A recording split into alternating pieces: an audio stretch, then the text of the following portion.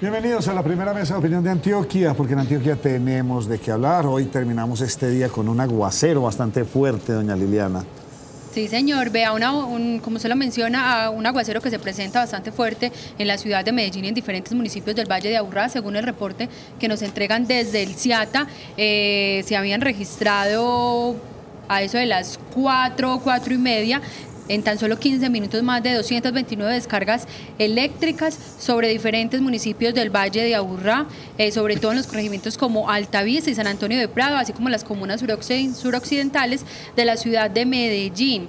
Nacho, y le cuento que también varios de los ríos y varias de las quebradas, o afluentes, presentaron también aumentos de riesgo naranja, algunos de ellos con subir a riesgo rojo. Por ejemplo, entre ellos se encuentra el río Medellín a la altura del puente de la 33 en riesgo naranja. Aquí también le cuento, Nacho, que las altas intensidades se presentaron más que todo en las cuencas Doña María, Altavista, La Hueso y La Picacha en el occidente de la ciudad de Medellín, y también en comunas como El Poblado, en la quebrada La Presidenta, donde también se registraron altas intensidades. El día de hoy se habla que se presenta un aumento significativo en la quebrada del Agua Yabala, que estaba en riesgo naranja y de pronto en los próximos minutos podría pasar también a un riesgo rojo debido al alto caudal que se venía registrando. Hasta el momento, Nacho, le cuento que el DAGRE todavía no ha entregado un reporte oficial, pero sí nos hicieron llegar unas imágenes de caídas de árboles. Esto se presentó, Nacho, en el barrio San Javier, y tenemos algunas imágenes pues de lo que se registró allí. Como le mencionaba, estas son las imágenes que nos compartieron de la caída de un árbol en este sector, pero hasta el momento el DAGRE, quien se encarga de hacer todo el monitoreo y de hacer los registros, no ha entregado un informe oficial si hay de pronto algún tipo de emergencia en la ciudad de Medellín o en algunos lugares cercanos.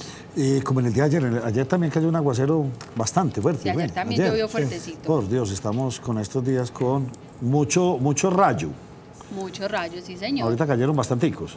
290, ¿y cuánto fue que les dije? Uy, bueno, un montón, no. Y Liliana, en menos de 15 minutos. ¿Y qué pasó con las estaciones de medición? De monitoreo. Nacho, pues sí, le cuento que el día sábado, el día domingo, se tuvo un buen balance de las estaciones de monitoreo en la ciudad de Medellín, y hoy también el balance es positivo, porque vea, recuerden que son 19 estaciones de monitoreo de calidad del aire. Ahí están viendo ustedes las imágenes. De esas 19, pues ahí ven ustedes todas en amarillo y una de ellas en verde. La que se encuentra en verde, la que está ubicada en el corregimiento de Santa Elena. Quiere decir que las medidas hasta el momento, Nacho, han funcionado, por lo menos eso es lo que muestran las diferentes gráficas. Y además recuerde que el hecho de que se presenten lluvias en la ciudad y en los diferentes municipios contribuye bastante para que esa cantidad de contaminantes puedan salir de la atmósfera. Bueno, esa es la actualidad en este momento. José Fernando Gil, ¿usted qué tiene para contarnos? Nacho, le cuento que la DIAN entregó el informe del recaudo de impuestos en los 2 primeros meses del año. Este subió en 2.150.000 millones de pesos, una cantidad considerable, diría yo. Se ubicó en 26.250.000 millones de pesos al cabo de los 2 primeros meses del año. Crece en el año el 8.9%, en el solo mes de febrero el recaudo creció el 14,5%. ¿Ese es como el empresarial o el recaudo del IVA? No, el recaudo a todo nivel. Porque pagamos impuestos, pero en octubre, en agosto. No, Nacho, sí, por ahí julio y septiembre más o menos. Sí, la declaración de renta pues de las personas naturales. Que es una recogida a nivel de personas grandes. Sí, señor. Y ahora lo que estamos viendo es retención en la fuente, IVAs. Retención en la fuente sobre todo. Es el componente más importante en este. Es más, espera, yo le doy el dato. Es casi prácticamente la mitad del dinero es retención en la fuente. Bueno, 2 billones de pesos adicionales. 2.150.000 millones de pesos adicionales. Pues es una plática en los importante. 2 primeros meses. A ese ritmo, si se cumpliera pues la media, serían más de 12 billones al finalizar el año. Cifra, 12. Pues si se cumpliera esa media de los 2 primeros meses del año, ¿cierto? Pero son 2 billones a la fecha. 2 billones a la fecha. 2.150.000 millones pensé más. Que eran en el mes. Ya, perfecto. No, muy bien. Son 2 a la fecha. Don Germán Mendoza, ¿usted qué tiene para contarnos? Nacho, ahí digamos que escándalo no, polémica más bien, porque ya se había insinuado que el día de aquel acto donde se llevarían ayudas humanitarias a la gente en Venezuela, pues se quemó un camión que llevaba ayudas humanitarias precisamente. Digo yo que polémica porque se había insinuado que no habían sido los integrantes de la Guardia Bolivariana los que habían incendiado este camión, sino que en medio digamos que enfrentamientos entre los opositores y esa guardia bolivariana, pues se quemó accidentalmente el camión. Eso lo ratifica el periódico New York Times. Ellos hacen como una especie de seguimiento de los videos, de las fotografías que hay de este hecho, y la conclusión a la que han llegado, que ya se había mencionado, era que fue en efecto un incendio accidental de las personas que estaban lanzándole a la Guardia Bolivariana esas bombas Molotov. Ellos eran los que estaban lanzando estos artefactos para atacar a la Guardia Venezolana que había impedido el paso de los camiones, y uno de estas bombas Molotov cayó al camión que vimos que se estaba incendiando. Cobra mucha fuerza, ya muchos lo estaban diciendo, y claro, aparece Maduro ahí mismo a responder diciendo que todo fue orquestado, pero no. Lo que está diciendo este diario estadounidense es que no fue deliberado ni de una parte ni de otra, sino que en medio de la confusión, cuando se tiraban estos artefactos, pues cayó en uno de los camiones, se extendieron las llamas rápidamente y fue imposible controlarlo. O sea que ninguno de los dos lo hizo, al menos no deliberadamente. Doña Yasmín Ovalle. Bueno, Nacho, le comento que todavía está dando de qué hablar ese nombramiento de Darío Acevedo como director del Centro Nacional de Memoria Histórica, y es porque 120 organizaciones le envían un comunicado a la ONU precisamente para solicitarles a ellos que todos los archivos que ellos han recopilado durante 25 años de investigación pues sean, digamos que protegidos por parte de ellos, de la ONU o Suiza, pero no quieren que el Centro de Memoria Histórica los conserven porque manifiestan que no confían en esta dirección de Darío Acevedo y que estaría en riesgo y en vilo pues toda la información que ellos han entregado. Entonces, ¿y por qué? Nacho, porque es que con Darío Acevedo se tuvo, digamos que varios encontrones en años anteriores en los que él no le daba como mucha fuerza a estas entidades o organizaciones de derechos humanos cuando hacían anuncios frente a la responsabilidad del Estado con las víctimas. Entonces, esa es la primordial razón o la razón principal para que ellos desconfíen, estas 120 organizaciones desconfíen de, digamos que del trabajo ejemplar que podría estar dando Darío Acevedo en la Comisión de Bien cuestionado, ¿sí o no? Lo que pasa es que lo acusan de tener un sesgo, porque sí, él trinaba en contra de la misma... del mismo centro de memoria histórica que llamaba mamertos, esas palabritas que utilizan todos ellos, acusando a las personas que hacían parte del Centro de Memoria Histórica de tener también una tendencia, sobre todo ideológica de izquierda. Entonces luego de criticar tanto y de tener digamos que un sesgo político muy marcado, pasa a ser el director del Centro de Memoria Histórica. Entonces, las organizaciones que han tenido que ver con hechos importantes en Colombia han decidido más bien retiramos esos archivos, no queremos que estén ahí porque no confiamos en que este señor con este sesgo vaya a respetar la historia, y se le acusa inclusive de querer reescribir la historia con otras tendencias. Diga usted. Bueno, esos archivos entonces guardados y protegidos por otras entidades. Sí, señor.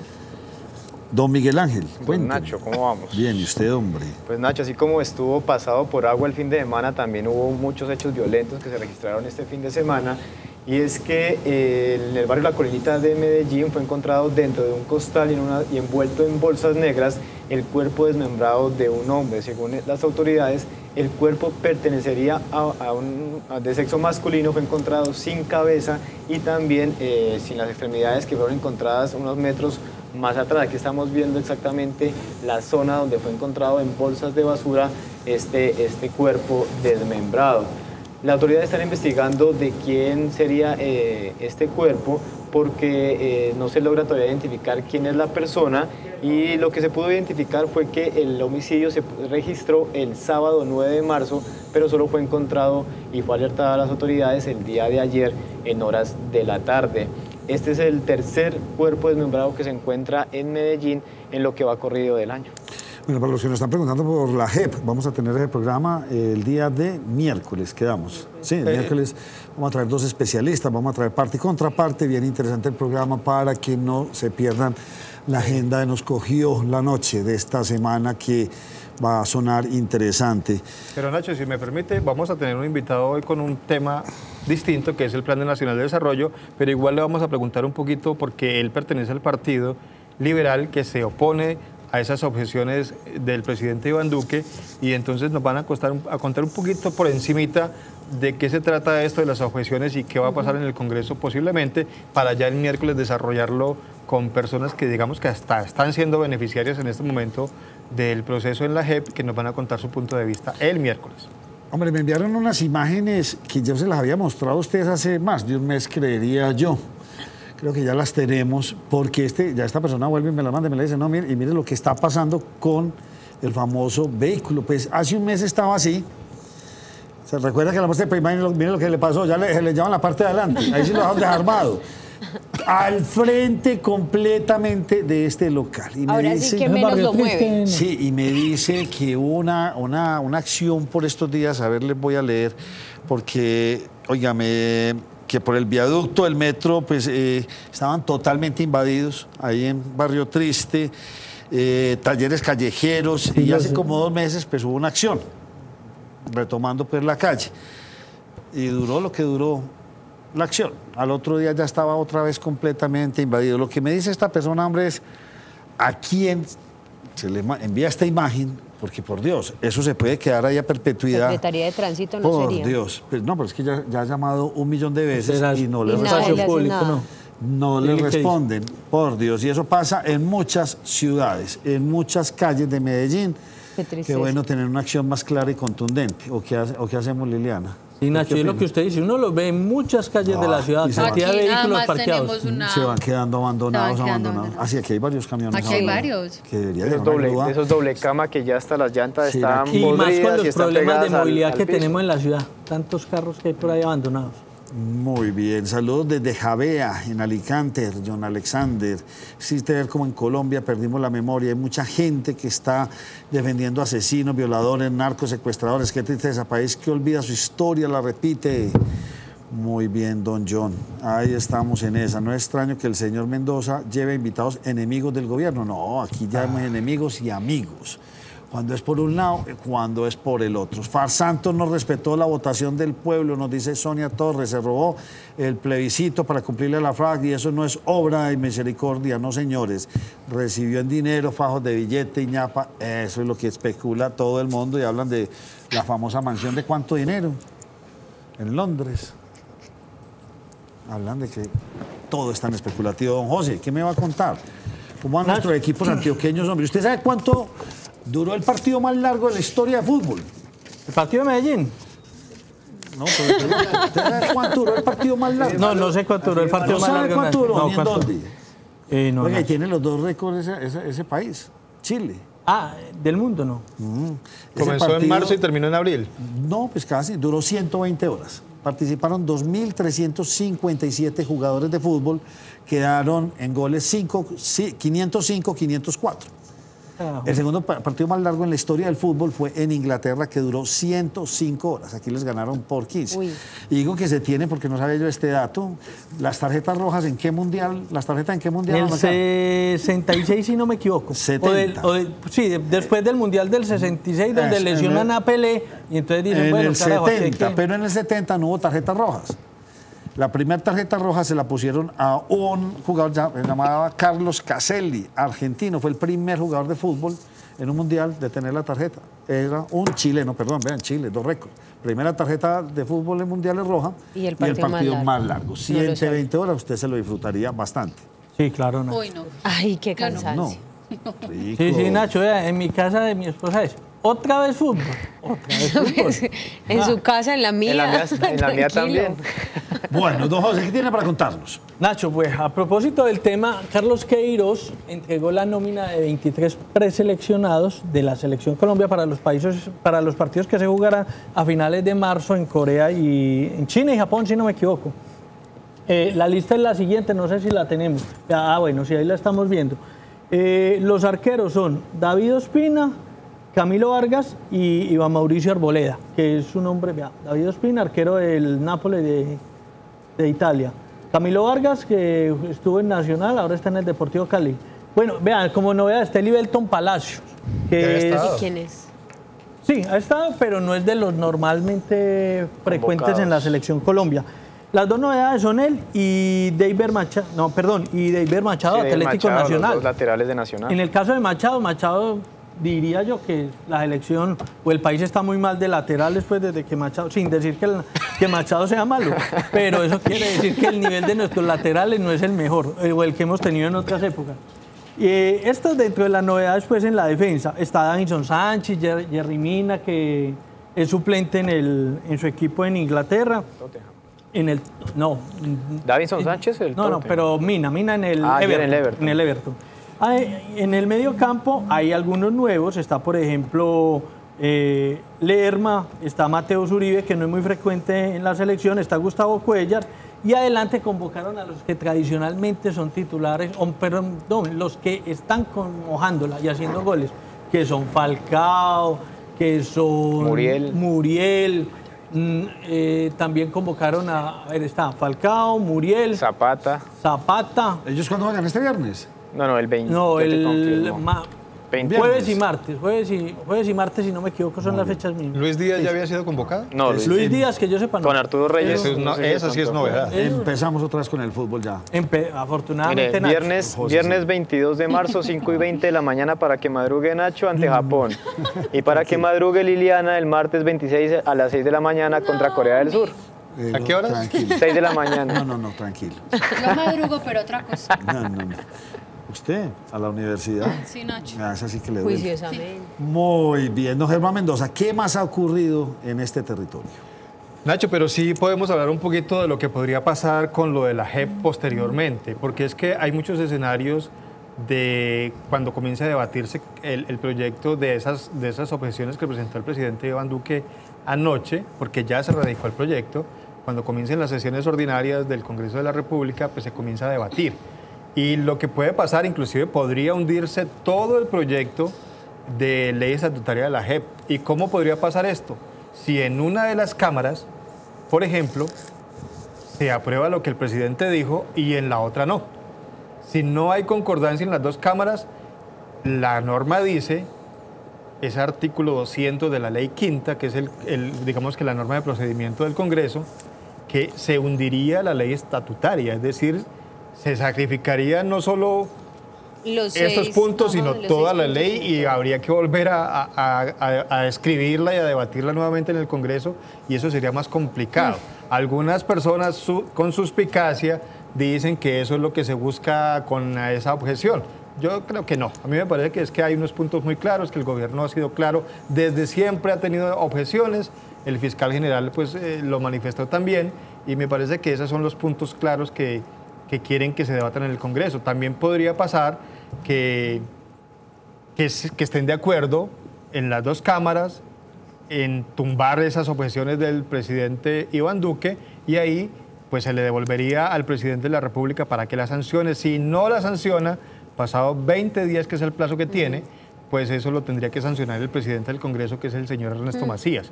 Hay algunas dudas si eso requeriría o no revisión constitucional, porque estas son objeciones por inconveniencia y no por inconstitucionalidad.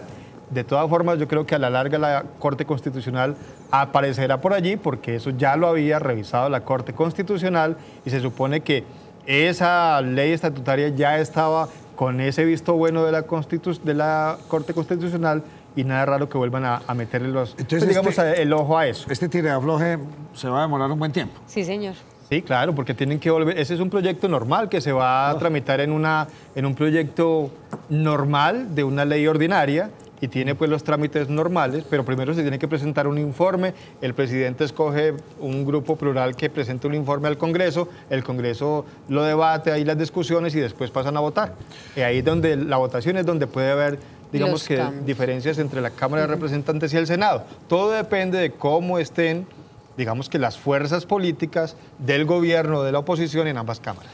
Nacho, tengo una empresa de jardinería en España, nos dice John Alexander, en Javea, Alicante. Trabajamos con Rundam, que es glifosato, porque en Colombia es prohibido fumigar contra la coca, aquí es legal. Pues el glifosato en Colombia no es ilegal, usted lo consigue en cualquier lugar, cualquier herbicida de estos usted lo consigue, el tarrito, y con eso lo mezcla en su fumigadora y lo utiliza sobre todo para malezas y para hacer estas otras cosas. El debate sigue abierto porque la aspersión aérea parece ser la que sí afecta mucho, sobre todo porque no tiene tanto control si es como con una fumigadora. Claro que sí. No hay precisión. Sí, supuestamente es eso nuestro amigo de España. Doña Liliana, ¿qué más ha pasado? Nacho, pues han pasado muchas cosas. Yo no sé usted cuál de todas las historias quiere que le cuente. Usted ahorita me estaba preguntando por los 40 millones de pesos, pues entonces le voy a aclarar la historia, Nacho, para que usted no quede ahí en punta y nuestros televidentes tampoco.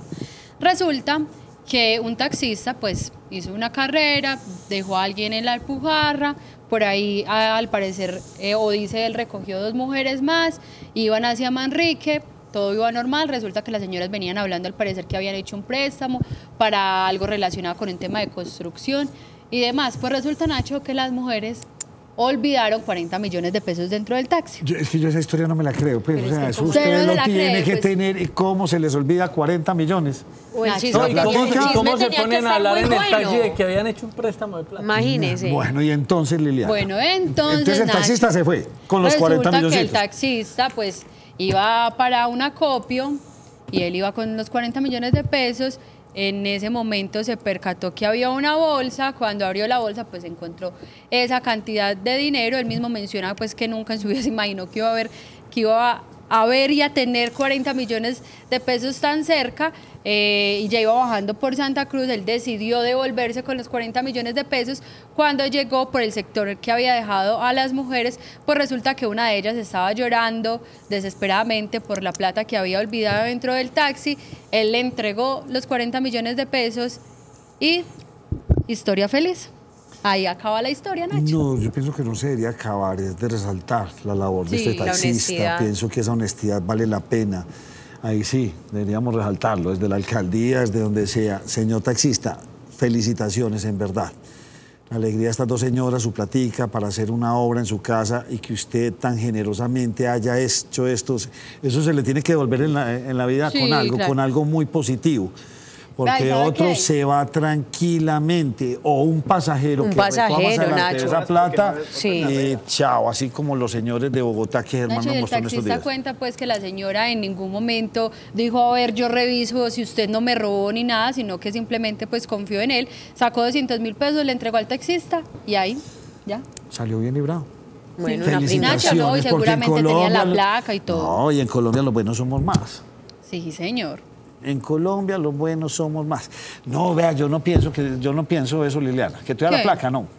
No, pues que seguramente Se si montaron no y se resultó- despistan, tenían 40 millones, iban a tomar la precaución de No, Nacho, anotar el ¿cómo número. se despista uno con toda esa plata? No, yo creo que sí puede pasar. Hay gente que Sí. deja computadores, celulares, Deja hasta uno niños muchas dejan a cosas. veces. Sí. Es cierto. Ay, ay, ay. Y la, hombre, y la gente, Sí. ¿por qué sigue fregando con el efectivo? Es otra cosa que uno no entiende. Ah, Nacho, la gente prefiere Es la que platica. 40 millones de pesos, eso es bocato di cardinales, como dirían por ahí los Nacho, pinchados. pero yo creo que hay mucha gente que todavía lo hace y que retira grandes cantidades y que prefiere tener la platica en la casa, ya sea escondida en cualquier parte, Debajo del que colchón. ¿Y tenerla con en lo un que banco. producen los bancos? Sí. Yo No, nunca además le retiro quitan grandes cantidades. El 4 por 1000, además que todo por el 4 por ¿Por 1000. qué no las tiene? Yo nunca Porque no me retiro grandes cantidades porque no tengo grandes cantidades. Y así me evito el robo. Bueno, queríamos contarles eso es porque sí, señores, sí hay gente buena en nuestro país, Mucha. sí hay taxistas buenos, hay policías buenos, hay hasta políticos buenos. Escasos, pero hay. Sí, Pero claro. sí rescatarlos. hay, ¿Dónde está? Sí hay, olvídese no eso. saben. Mejor dicho, Nacho, ¿qué hacemos con ese taco en las guacatales? Yo no sé. Yo, don William Arley, no tengo ni idea. Estamos semaforizando a Medellín de una manera que yo no sé si es la más lógica, yo no sé si estamos haciendo esos estudios, no sé si por esa obra que están haciendo en ese sector. En fin, la ciudad está colapsada, retrasada en obras. ¿Qué se va a hacer? Ya no vamos a crecer y esto va a seguir así colapsado, porque la tendencia en vehículo automotriz este año es ventas también muy similares al del año pasado, antepasado. Y con el precio del dólar disparado y los vehículos bien costosos, como lo vimos en estos días, don José, y Por no Dios. frenan. No, hombre. A propósito de semáforo, ¿usted ha visto el semáforo que están poniendo o que pusieron ya en la glorieta de la 10 con la avenida Guayabal, Nacho? No. Sí, hay unos semáforos nuevos, Nacho. Ah, sí, Ave señor, María. aquí, claro, me Tacos. sorprendió, claro. Tacos mil, porque hay unos sitios en los que uno entendería, el semáforo controla la movilidad. Pero hay otros sitios donde desafortunadamente el semáforo lo que hace es congestionar más. ¿Y en dónde está ubicado? en la glorieta de la avenida Guayabal con la 10. Pero es que, José, tratar de yo no pasar sé si por le esa entiendo. glorieta, Pero esa glorieta y tratar es de de las pasar más normalmente por esa glorieta, Es usted en tiene toda que la tirársele a los carros porque nadie le da la vía a nadie. Pues yo no sé, yo Esa paso y glorieta hasta es una de las paso, más y hasta paso en complicadas. bicicleta. Sí, yo paso, ¿pero a qué hora? Sin problema. Cuando salgo aquí 7:30, Yo paso 7, hasta en bicicleta. y con taquito, pero pasa uno. Ahora la no, sí, congestión con más taquito, grande. sí. No sé si tenemos las de Río Negro. Preguntémosle, creo que se las envié. A ver, pregúntemele a doña Laurita, no sé. No, bueno, las pasé. Pusieron un semáforo. Antes era una vía lo más de buena hasta que pusieron el semaforito. El alcalde de Río Negro sí era, me dicen que es bueno, pero que está mal asesorado, que definitivamente está haciendo unas cosas que tienen como, o sea, la valorización, ahora esto de los buses, Y el unos jueves- semáforos en unas vías que la hicieron doble calzada para no tener viabilidad, ya se empezaron a llenar de semáforos. Y lo más simpático, semáforo con policía acostado, con Sí, resalto. por lo general. Nacho, No, y el por lo jueves... general no, eso es lo más Pues raro, allá, o sea, sí, eso es... ¿dónde ponen lo un mismo- semáforo o lo uno con o lo resalto? otro. No, pero y no lo los mismo dos. los resaltos no, en Lomas, pues que acá y Ah, no, no y en sé si en subidas, otro... y sí. en subidas. Nacho, y además porque es que el jueves le estuvieron haciendo digamos que un plantón al alcalde del municipio de Río Negro, precisamente en contra de esos cambios en el transporte, que nosotros lo tocamos en días anteriores vía telefónica con el alcalde y la manifestación se hizo presente. Muchos ciudadanos están en contra de esa medida y bueno, no sé qué tan bueno le vaya a salir digamos que este cambio de transporte en el municipio. Mira, con eso de los semáforos, en Envigado hay uno que pusieron una cuadra después de la iglesia de San Marcos en sentido norte y sur por la avenida del Poblado. Cuando el semáforo no está funcionando, usted no encuentra nunca taco. Cuando el semáforo está Funcionando. Tal mejor que el siempre semáforo hay esté taco. mal. ¿Dónde es eso, José? A una cuadra de la iglesia de San Marcos en Envigado, por toda la avenida del Poblado. Si el semáforo está funcionando, usted encuentra el taco desde el semáforo hasta el Colombo Británico. Dios mío. Cuando no está funcionando, no hay taco. No entiende uno, pero bueno. Entenderán los expertos en movilidad que los ponen. Don Miguel Ángel, ¿qué tiene para contarme? Antes de irme a una pausa, hacer invitar a nuestro invitado del día de hoy. Nacho, pues al mejor estilo del Chapo Guzmán y de Pablo Escobar, encontraron en Bello, incautaron un arma enchapada en oro. Esto lo hicieron a un alias El Guarda, una persona que se dedicaba a vender estupefacientes en este municipio. Tenemos las imágenes del arma. Usted imagínese que las autoridades están alertadas porque esto es demostrar entre bandas el poderío que se tiene. Es un arma que hasta el cargador está en oro, de 9 milímetros, y según se ve en el arma es traída o hecha en la República Checa. Esto se miraba en la época de Chapo Guzmán, en la época de Pablo Escobar, y esta fue incautada ahorita en Bello, donde, recordemos, hay una guerra, por decirlo de alguna manera, entre los Pacheli y los Mesa, pero esta no fue la única incautación que se hizo este fin de semana, sino que también en San Javier se hizo la incautación de un rifle con mira telescópica que son utilizadas mucho por francotiradores. Estas dos armas fueron como las más importantes y las más llamativas que se registraron y se incautaron este fin de semana, con la que supuestamente las bandas están mostrando poderío y poder adquisitivo en estos últimos tiempos. Miguel, ¿las autoridades no dicen cuánto vale un arma de esas enchapada en oro? No le preguntaron esta mañana, pero Depende no si han es dicho. bañito o más. Pues si así sea solo bañito, Nacho, eso de valer un infierno Pero de le voy plata. a decir una cosa. Si empezamos a ver este tipo de armas en la ciudad de Medellín, la cosa está compleja. Sí. Maluca, ya se está total. yendo hacia otro lado. Y lo- Señores, y autoridades. tenía- Otra Se vez tienen a que grandes inventar, capos. porque es que- otra Y este vez. señor, porque es que tenía es- salvoconducto de esa arma, o sea, él no fue capturado por tener esta arma, sino por vender estupefacientes en el sector, pero esta arma tenía salvoconducto y estaba legalizada, según lo informaron Y las cuando plazas. uno, qué pena aquí la curiosidad, pero cuando uno legaliza o Cuando tiene saca el ese salvoconducto tiene que presentar el tiene arma. que presentar el arma para saber, porque es que pues yo te digo una cosa, yo voy a sacar el salvoconducto y veo que alguien me llega con un arma en oro, pues eso sí lo alerta uno y dice, no, espere a ver señor que aquí hay algo raro. Tocaría ver Cuando de unos tocaría ver cuantos quién le dio el millones, hago la salvoconducto, duda. porque claro, esa arma También. no, y La además tiene que como llevar dice ahí, hecha en República Checa, o sea, así es que ni siquiera está cómo ingresaría aquí al país y cómo se habrá generado ese salvoconducto por parte de las autoridades. Dios mío. Preocupante. Si estamos viendo esto en nuestra ciudad o en el país, preocupante. Una breve pausa, volvemos con ustedes.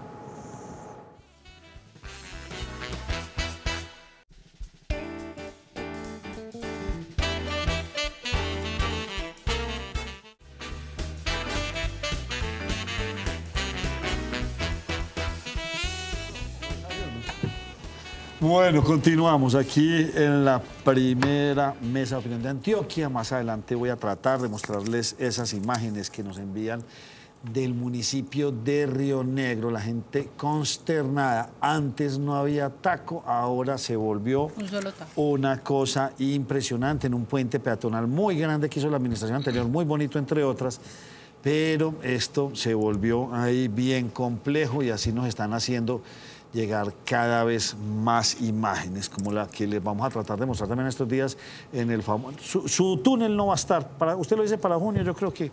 Yéndole El muy gobernador bien. está diciendo, creo que para abril. ¿no? Sí, No, para no, abril el gobernador dijo que está. para marzo, finales de marzo. no, Ya para lo- mayo. ya Para corrigieron. mayo, para mayo. Corrigió. No. Eso estaba para antes. Yo les voy a aclarar lo que les dije ese día y recuerdo las palabras casi textuales. Les dije, la obra se va a entregar en marzo Sí. y va a estar Estamos en marzo. funcionando al público para el mes de abril. ¿Qué se van a hacer en marzo? Unas pruebas que ellos llaman con equipos electromecánicos, No, algo así tranquila. que no recuerdo. Pero él dijo que en abril. 11 de marzo. Pero no. Y Quedan 20 todavía días para que queda se acabe mucho marzo. pavimento que echar ahí. Bueno, pero Pero a bueno, ver, no, ¿qué de dice pronto el que se la gobernador? entreguen en abril, le hagan los ensayos en mayo y no la entregan en junio. Fácil. Yo quiero confiar que no la van a Pero en entregar. todo caso eso va a tener un trancón para entrar. Ahí hicieron una cosa tan mal hecha que mejor. Yo lo que dicho. quiero saber es cuánto va a valer el peaje que no nos han querido Ah, no, decir. sí, No, exacto, muy Nacho, bonito. ya se Y ve algo del... pregúntame, Pero va a pregúntame ser, va a ser nada. los primeros meses gratis. De pruebita. Ay, ay, ay. ¿Vos sí No, crees? no, Yo no te creo, no, querido. ese Nacho, proyecto- ya se ve dónde van a hacer el peaje. No. Porque usted ha visto que en la vía occidente ya están haciendo el sitio de los peajes, entonces está muy ancho. No. Es tampoco como he de visto unos Occidente. 6, 8 O sea, hacia carriles. Santa Fe Antioquia no he visto. Sí, al de Santa Fe, No, Antioquia. no, hace días que Pero no hay por uno lados. para el de Oriente, yo no sé en realidad dónde van a sacar ese espacio amplio para el peaje. ¿Me entiendes? Sí, sobre todo porque en Palma no lo pueden hacer. Entonces usted ingresa de una vez al primer túnel. Entonces me imagino que es entre el primer túnel y el segundo. No sé en dónde va a ser. Pero si es entre el primero y el segundo, Para entonces es muy no fácil evadirlo. que a usted lo coja el taco o la cola en el segundo, pues en un túnel. Y eso es antitécnico, pues que usted esté Es peligro, conectado. sí, No, sí. pero no, porque es que ese peaje, lo que tengo entendido, por ser una vía que no tiene ninguna ramificación hacia afuera, usted se encuentra el de ida, pagó el de ida y salió. Y al inicio se encuentra el de venida. Porque es una vía que no es ramificada. O sea, yo aquí no me puedo meter esta carreterita o algo, no, es una vía que es exclusiva Como para directa. ir hasta el aeropuerto. Sí o sí pasa por ahí. No, o sea, es exclusiva. Usted no tiene ramificación, como le sucede en Estados Unidos, que usted llega, se metió en la autopista, pagó el de ida y al mucho rato se encuentra el de venida. Es decir, no tiene acceso a terciarias ni secundarias. Eso es. Esta es una vía dedicada hacia el aeropuerto, sobre todo por el túnel tan largo. Entonces, tranquilamente yo pienso que usted se lo va a encontrar antes del primer túnel, del de subida, y viniendo del aeropuerto acá, antes del primer Antes del túnel, túnel, ahí se va a encontrar. Y listo, porque de ahí usted no se puede salir del túnel para ningún lado. Pero No, de todas maneras, no lo va para a una encontrar obra todo en que ningún está lado. tan próxima para la entrega, no entiende uno dónde van a hacer esos. ¿Dónde van a encontrar usted eso antes del primer túnel? Bueno, señores, don Germán, usted tiene a don Julián Peinado, representante a la Cámara aquí en la mesa. Estamos como algo inquietos con este plan de desarrollo del gobierno. Queríamos hablar de la JEP un poquito. Sí, vamos a hablar de la JEP un poquito, pero para contarles el tema, un sinsabor muy grande por parte de José Fernando Gil, con todo lo de Carrasquilla, que mucho daño le está haciendo al presidente Duque, según muchos especialistas, entre ellos José Fernando Gil, ¿sí o no, Lili? No, es Pero el, que lo el bene- único que no es especialista, pero que le está haciendo daño al gobierno, le está Pero haciendo que daño lo al gobierno. defendiste al Olvídese, inicio. pues. Entonces les voy a poner campanita, voy a mirar el reloj y empieza a contar este tiempo Germán su JEP. Bueno, no, sí, vamos a hablar un poquito de la JEP porque lo decíamos hace un momento, el Partido Liberal con César Gaviria a la cabeza ha decidido que no va a acompañar o no va a aprobar en esos trámites que se hagan en el Congreso de la República esas 6 objeciones a la JEP. ¿Por qué, doctor Peinado? ¿Por qué no acompañan esto? Primero un saludo muy especial para todos ustedes, a la teleaudiencia que nos acompaña en este momento. Advertir que hemos venido revisando todas nuestras UTLs, están en este momento haciendo un ejercicio minucioso de estudio de estas 6 objeciones y encontramos que efectivamente lo que dice objetar el presidente primero no se compadece con lo que está en articulado en algunos apartes y adicionalmente serios reparos porque se trataba más de una política de Estado que de una política del gobierno. El Estado colombiano ha asumido unos compromisos de orden internacional con garantes exclusivos, con actuaciones puntuales de la Corte Constitucional donde moduló el texto a los alcances de la Carta Magna.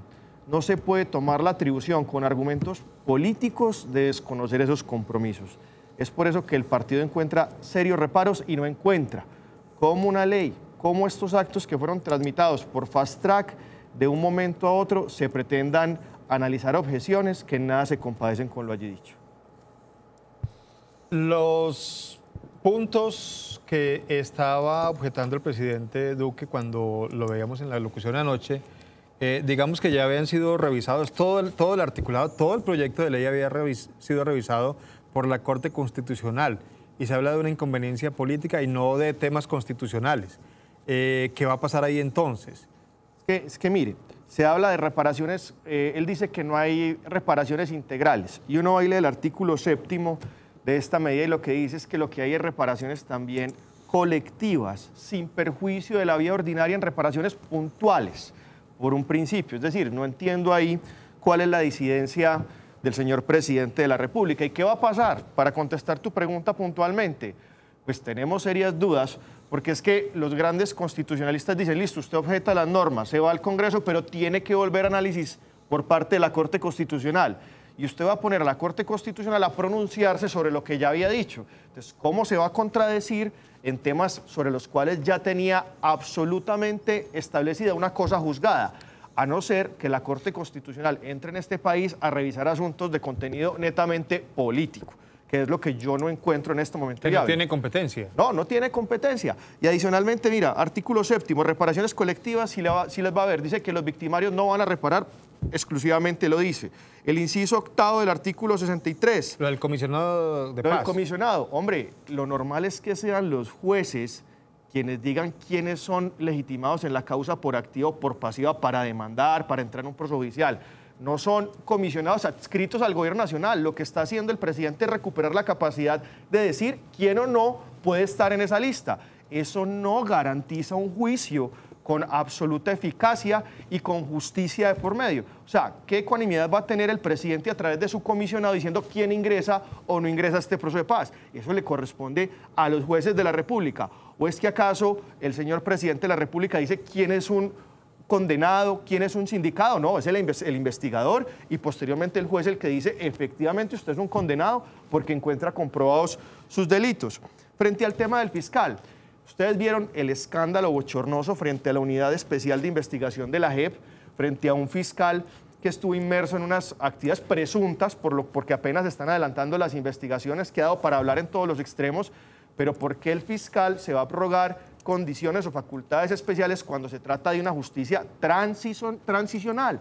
Y su nombre lo dice, es específicamente para un proceso de paz, no para otras cosas. Merece una unidad investigativa especializada. Entonces no es que le estén quitando facultades al fiscal, sino que no las tenía desde el inicio para este proceso puntual. Y existe un órgano investigador que es el que va a adelantar, valga la redundancia, esas investigaciones per se. Entonces tampoco le encuentro mayor relevancia. Doctor Pena, para finalizar, porque este tema lo vamos a tocar más a fondo el miércoles, artículo por artículo, con gente que está en la JEP, desde los militares y desde los grupos armados también, que digamos que han resultado beneficiados con esto de la JEP.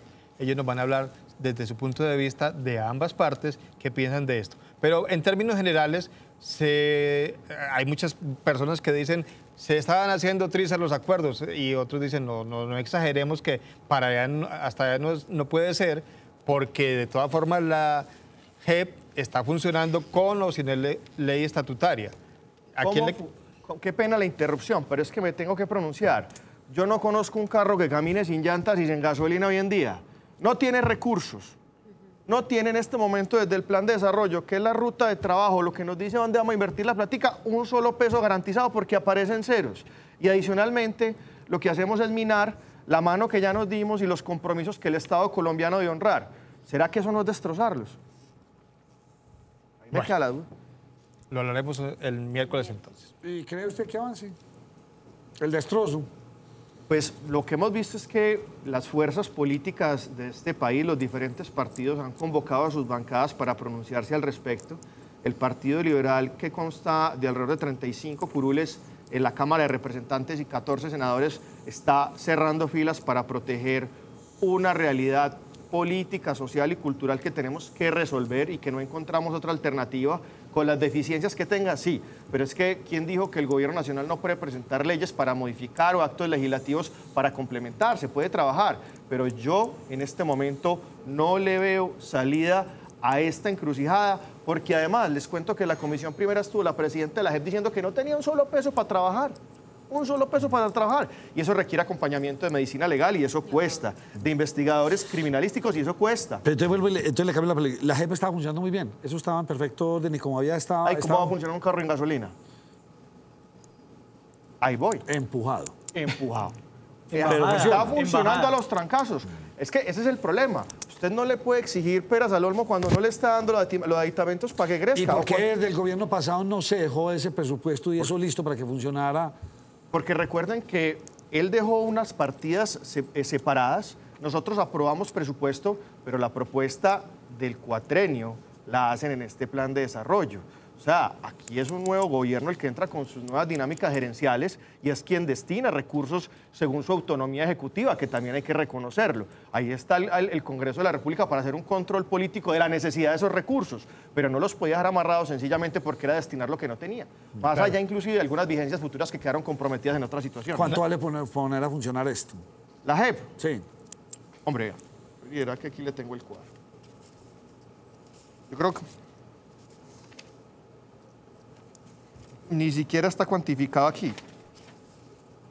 Mire cómo aparece en el plan. Hombre, yo creo que esa la quedo viendo, pero mire, pacto por la... No, esta es la equidad. Creo que eso no aparece ahí. No aparece. Yo le voy a dar... Ni siquiera nos muestra los costos precisos de lo que se requiere. ¿Quién no muestra eso? El gobierno nacional en su plan de desarrollo. Pero desde el gobierno anterior debe haber quedado pero claro. la gente debe saber cuánto cuesta. Sí, le quedo debiendo ese dato. La JEP sí debe saber, a su interior debe saber cuánto cuesta. Sí, en el plan de desarrollo no está claro, pero sí se debe saber cuánto cuesta. Lo que pasa es que eso funciona mediante sistemas de costos y presupuestos. Es muy sencillo. Si esto vale tanto, yo le aporto esto. Miremos cómo la comunidad internacional nos ayuda con otro pedazo. Hasta el momento, si ni siquiera se cuantifica el costo del gobierno, que serían las cifras oficiales, pues mal haría yo cuando no me corresponde ni por competencia tener esa estadística. Doctor Peinado, una pregunta. Aquí me la hace llegar un compañero Banoy y eso se le dice antes de que entráramos al aire. El acto legislativo 01 de 2017 habla de que estos acuerdos no se podrían modificar después de 3 periodos presidenciales. Lo digo no solo por las objeciones, sino por el anuncio que hizo el presidente de un acto legislativo para modificar algunos de los artículos de los acuerdos. ¿Qué pasa con esto? Es que precisamente por eso tenemos reparos sobre las objeciones, porque es que lo que usted dice lo dijo la Corte Constitucional como órgano de cierre cuando estudió todos los reparos sobre este proceso. Sentido por lo cual decimos que en este momento, cuando llegue a la Corte Constitucional nuevamente estas objeciones, ¿qué va a decir? Tiene que ratificarse sobre lo pronunciado. Es que es un círculo vicioso que no tiene una salida, por lo menos lógica, porque es que con argumentos políticos yo no puedo negar una política de Estado. Es ahí donde decimos, usted tiene toda la razón, como si ya la Corte le había dado cierre y eso se llama cosa juzgada constitucional. Y eso es un principio del derecho, y un principio que queramos o no nos rige a todos y hay que respetarlo. Muy bien. Aquí me hablan, pues, no sé lo que dice aquí la gente, que si tienen la plata, que si funcionan, que contrataron al hijo de Samper y al hijo de Darío Arismendi, en fin, tanta cosa que tanto run por todos los lados. Y es que entonces no entiende uno esto si es un asunto político o si esto es un asunto económico. Y vamos a entrar ahora sí en materia, don José Fernando Gil. Plan de desarrollo. Plan Nacional de Desarrollo, muy cuestionado por demás, Nacho, porque como se lo mencionaba ahora, el ministro Carrasquilla mete la mano en cantidad de rubros y nos perjudica. Y desafortunadamente en este Plan Nacional de Desarrollo hay muchos puntos que son cuestionados en la medida que se van conociendo poco a poco los puntos del Plan Nacional de Desarrollo, le empiezan a salir reparos al mismo. ¿Cuáles son los más álgidos? El Partido Liberal ha encontrado 7 puntos específicos. Primero, que se encuentra desfinanciada totalmente la paz, que la paz inclusive se reduce a la indemnización a los bienes de las FARC. Adicionalmente, que pretendieron hacer un exceso de concentración del poder en Bogotá, dejando por fuera los mecanismos de descentralización cuando cogieron las funciones del DNP, del Departamento de Planeación, y se las abrogaron exclusivamente al Ministerio de Hacienda, creando un supraministerio. Por otra parte, autorizaron explotaciones en reservas forestales y Pero en parques. venga, yo me quiero detener ahí un poco. Pues ustedes hablan de supraministerio. A mí cuando me dijeron eso, a mí no me pareció tan raro, porque es que lo que hicimos en este país durante los anteriores gobiernos fue crear las agencias de las agencias, crear dependencias de las dependencias. Entonces yo manejo la plata, usted me la cuenta, usted la lleva al banco, tal. Sí, y eso es burocracia por toneladas. Pero aquí es al contrario. Pero es mejor tener un ministerio bien fortalecido que haga muchas gestiones a tener toda esa cantidad de agencias y de cosas. Le pregunto eso por ese lado, pues. Planeación Nacional funciona como un sistema técnico donde se adjudican una cantidad de recursos importantes para que los departamentos y municipios presenten los famosos proyectos que tanto se hablan en la índole político. Es decir, que el acueducto se lleva a Planeación Nacional, se determina su viabilidad, se hace un acompañamiento técnico y ya inmediatamente tiene los recursos según el sistema de semáforos. Aquí lo que estamos haciendo es meterle un componente más político, menos técnico, de un ministro que tiene relacionamiento exclusivo con todos los territorios y que tiene relacionamiento con el Congreso de la República de manera directa. Entonces, ¿qué termina pasando? Todos los proyectos que tienen que ver con los diferentes departamentos y municipios, acueductos, escuelas, requieren un chulo ¿de quién? De un ministro, supraministro, cuando ya tiene suficientes responsabilidades con el manejo de todo el tesoro público de la nación. Mire, hoy en día tenemos un paro administrativo en muchas dependencias por una gran congelación de recursos. Una de las justificaciones por las cuales no se había enviado el proyecto para sanción presidencial de la JEP era porque no teníamos contratistas en el Congreso de la República que lo revisaran. Y así están todas las entidades. Y a eso nos vamos a someter concentrando en mayor medida el poder en un solo ministro. Es que la esencia del poder, para que no se convierta en tiranía, es precisamente desagregarlo, desconcentrarlo. Por eso existe poder en el legislativo, poder en el judicial y poder en el ejecutivo. Entonces estamos cogiendo y cargando una parte del ejecutivo en mayor medida con un ministro que es muy político. Pero vuelvo y le pregunto, ¿concentrarlo o centralizarlo, que es lo que buscan mal desde todos los políticos? O sea, es que son más entidades y más concentración en Bogotá, control absoluto sobre el país. O sea, es que perdóneme, ¿para qué sirve ese plan? Esa agencia o como de planeación está Nacho, concentrada. pero sabe, yo le comparto a usted el criterio en lo que tiene que ver con las agencias. Hay agencias que no sirven y que es burocracia y demás. Y que es duplicar esfuerzos. Y que es duplicar, sí, funciones. Pero en el caso de Planeación Nacional, Planeación Nacional sí tiene que existir, obviamente. Además, ahí porque, sí no entiende Nacho, uno... Y es importante los objetivos porque son como 300.000 millones de pesos lo que cuesta esa burocracia que tú mencionas. Sin embargo, estamos hablando de 1.000 y pico de municipios que en su gran mayoría, un 70 o un 80%, son de categoría sexta que no tienen capacidad alguna de formular un proyecto y viabilizarlo. Es por eso que sí necesitan ese tipo de acompañamientos. O sea que lo que ustedes están diciendo y muchos, digamos que partidos también se han pronunciado en el mismo sentido, es que las decisiones al final de todos esos recursos que necesitan los municipios, los entes descentralizados para sus proyectos de sus comunidades, los decidiría el señor Carrasquilla. Si él decide que no, no hay dinero para esos proyectos. Exacto, y con un chulo de los demás ministerios. Es decir, va a ver usted a todos los congresistas pidiendo cita para que le viabilice un proyecto, un ministro, cuando DNP tiene las capacidades técnicas para hacerlo. Lo que sí es mayor acompañamiento y gestión y que DNP no funcione únicamente como un órgano notarial. Es decir, usted me trajo el papel o no, que es lo que está pasando actualmente. Debe acompañar y cogestar. Pero en estas condiciones yo creería que por el contrario ese órgano no se puede limitar. Tenemos municipios muy pobres que no tienen la capacidad. Es que miren, casi que un municipio de categoría sexta, es decir, un municipio inviable, que necesita recursos del departamento y de la nación para poder subsistir. Por ejemplo, municipios como Medellín, ¿no? Envigado, ¿no? Que tiene una capacidad para contratar personal especializado, por ejemplo, en diseño de vías, de puentes. Pero ¿cuánto se gana, por ejemplo, un secretario de despacho de un municipio de categoría sexta cuando el propio alcalde está en 3.800.000, 3.200.000 pesos? Ahora mire qué calidad de profesional van a contratar para desarrollar una obra. Eso es lo que necesitamos con el DNP. Esa ustedes la votan en contra. Sí. Esa no sale. Sí, no, inclusive creo que él ya, como dice la gente, reculó. Muy bien, vamos con la otra polémica, pensiones.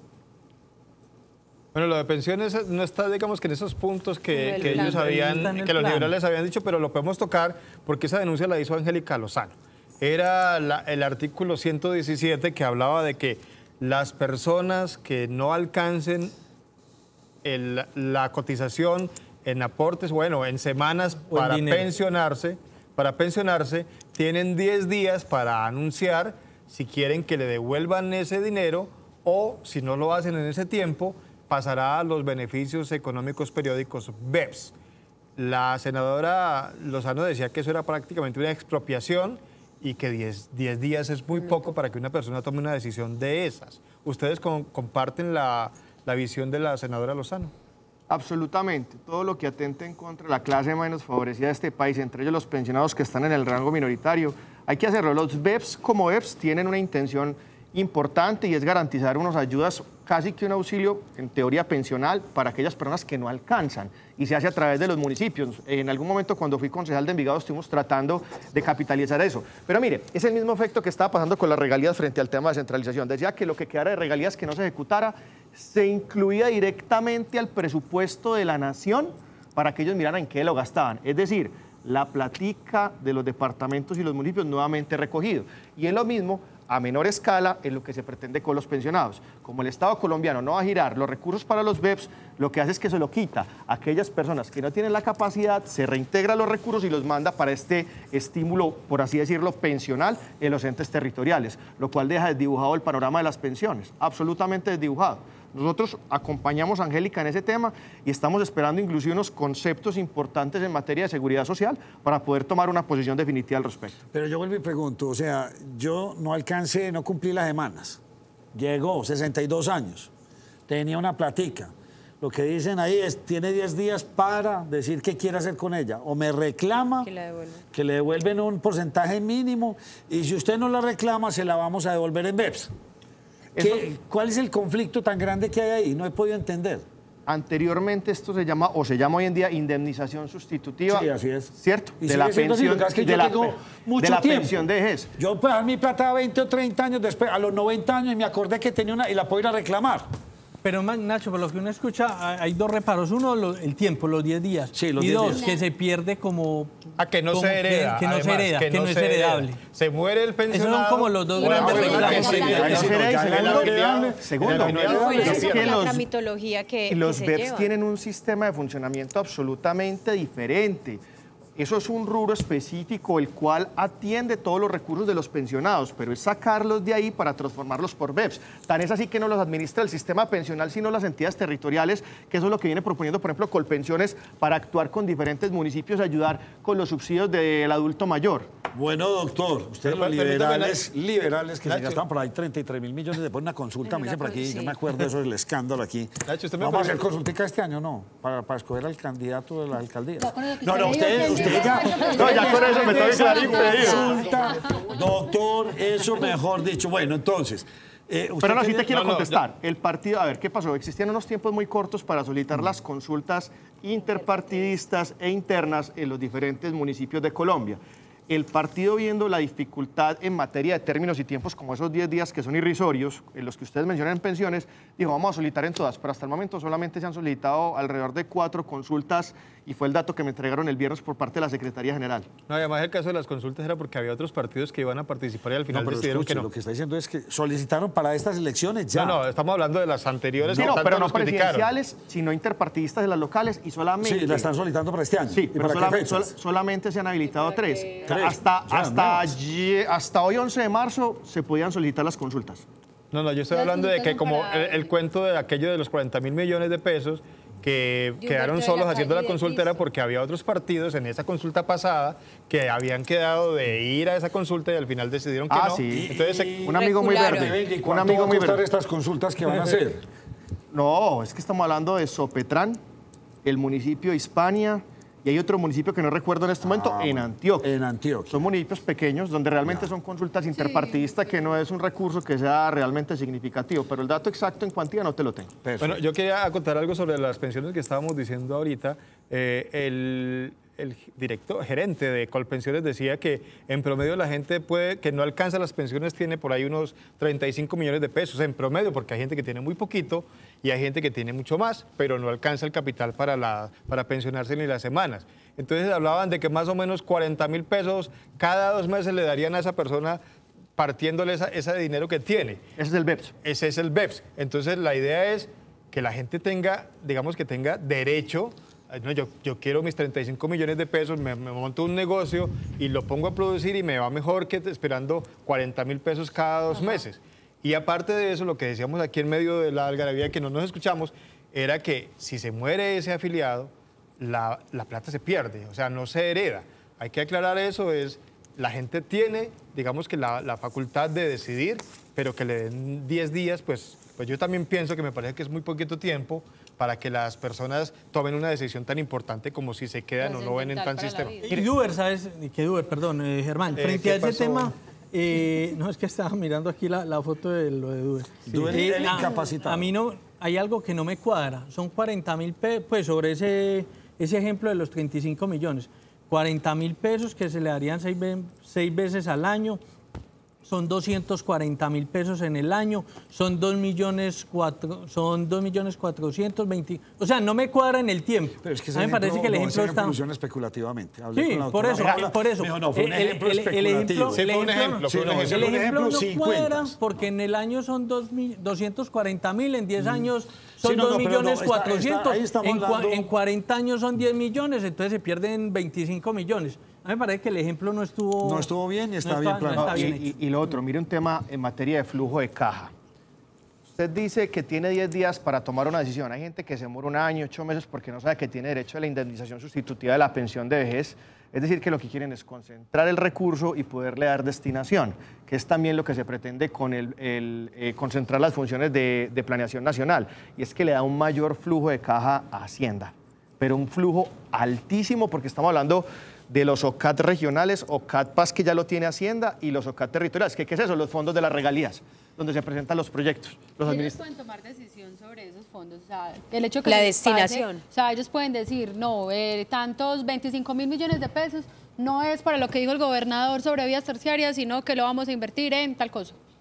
Más sería... ¿O cómo sería el manejo de eso? Como siguen funcionando los sistemas por presentación de proyectos, en teoría la viabilización técnica únicamente la haría Planeación Nacional, pero quien pone el chulo de si le pone plata a eso o no es el ministro de Hacienda. O sea, es el que tiene la potencia. Exacto, en plata sí, en proyecto no, pero pues ¿qué le dice el ministro? Cámbiame el proyecto en estas condiciones. Sí, ya. Vamos a hacer una breve pausa, o sea, ya nos va a contar cuáles otros puntos fueron los álgidos en este plan de desarrollo. Y yo sí quiero que me cuente cuáles fueron los buenos, porque yo veo a los liberales, pero peleados con este gobierno. Ya volvemos.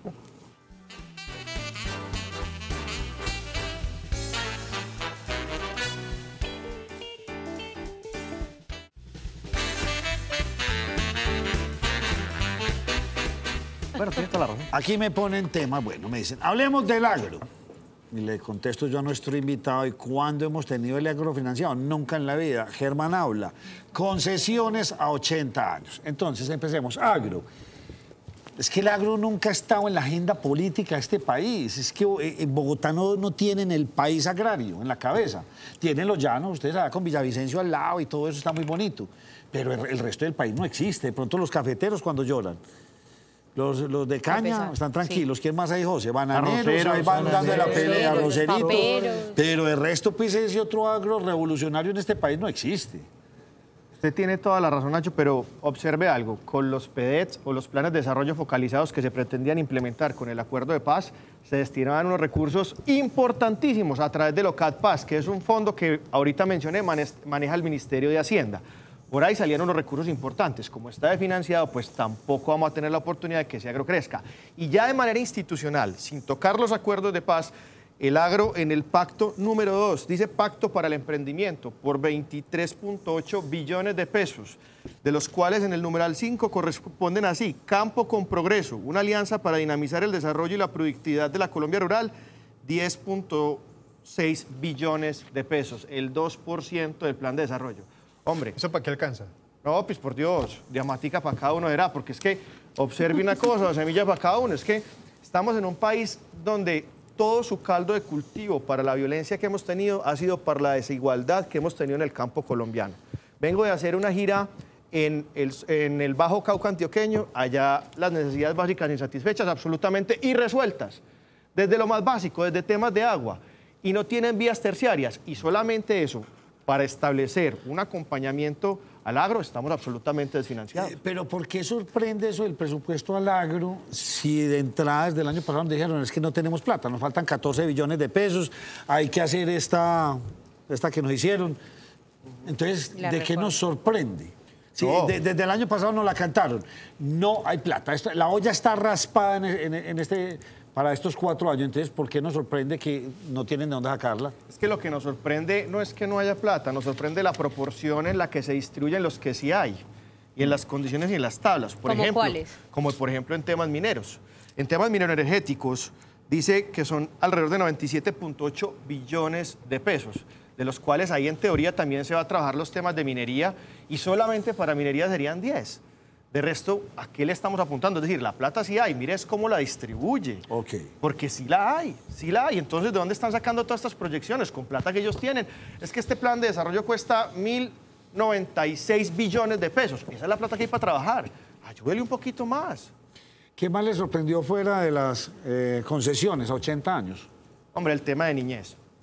Lo que pasa es que las bases del plan, que son la parte emotiva, menciona todas las ideas generales y dice que está absolutamente preocupado por la niñez y le pone alrededor de 32 billones de pesos. Eso es buen dinero, son buenos recursos, pero cuando usted empieza a ver el articulado que desarrolla el plan de desarrollo, no encuentra indicadores, metas en factores de desnutrición. Por ejemplo, en Colombia, de cada 9, 1 de los niños sufre desnutrición crónica y no hay, por ejemplo, cómo medir. La Contraloría General de la Nación dijo, tengo serias preocupaciones porque este plan de desarrollo carece de indicadores, de objetivos y de metas, entonces no sé cómo le voy a hacer control o cómo lo voy a medir. Claro, en niñez tenemos dificultades, en materia de paz, ya lo mencioné, tenemos dificultades. Hay un tema gravísimo y es que en alguna parte de este plan, no sabemos por qué, el presidente de la República pide facultades extraordinarias para reformar y reestructurar el Estado colombiano. Y no hay una ficha técnica ni hay ninguna solicitud o por lo menos un estudio que diga quiero modificar el Estado en sus componentes así, en estas condiciones, cuando eso es competencia exclusiva del Congreso de la República, solicitud del Gobierno Nacional. ¿Para qué quiere esas dificultades? Más burocracia, menos burocracia, ¿qué es lo que quiere hacer? ¿Qué es lo que le cuesta más? Pero no será porque de pronto cuando se ha intentado eso por intermedio de ustedes no pasa. O sea, se pidió bajar el Congreso, salarios, ¿y qué pasó? Nada. O sea, todo lo que hizo Claudia López, en última se quedó pues en unos votos, pero cuando se vaya, venga, hagamos reformas estructurales, no pasa nada. ¿Será que nos va a tocar que llegue un presidente que diga, aquí sí tiene que pasar algo? Son facultades legales, más no constitucionales, las que refiere. Eso sería a través de acto legislativo la modificación de un Congreso de la República, por lo cual no estaría inmerso en esta situación. Sí. Lo que está hablando es directamente de las entidades que están bajo su resorte y su administración. Ok. Exactamente eso.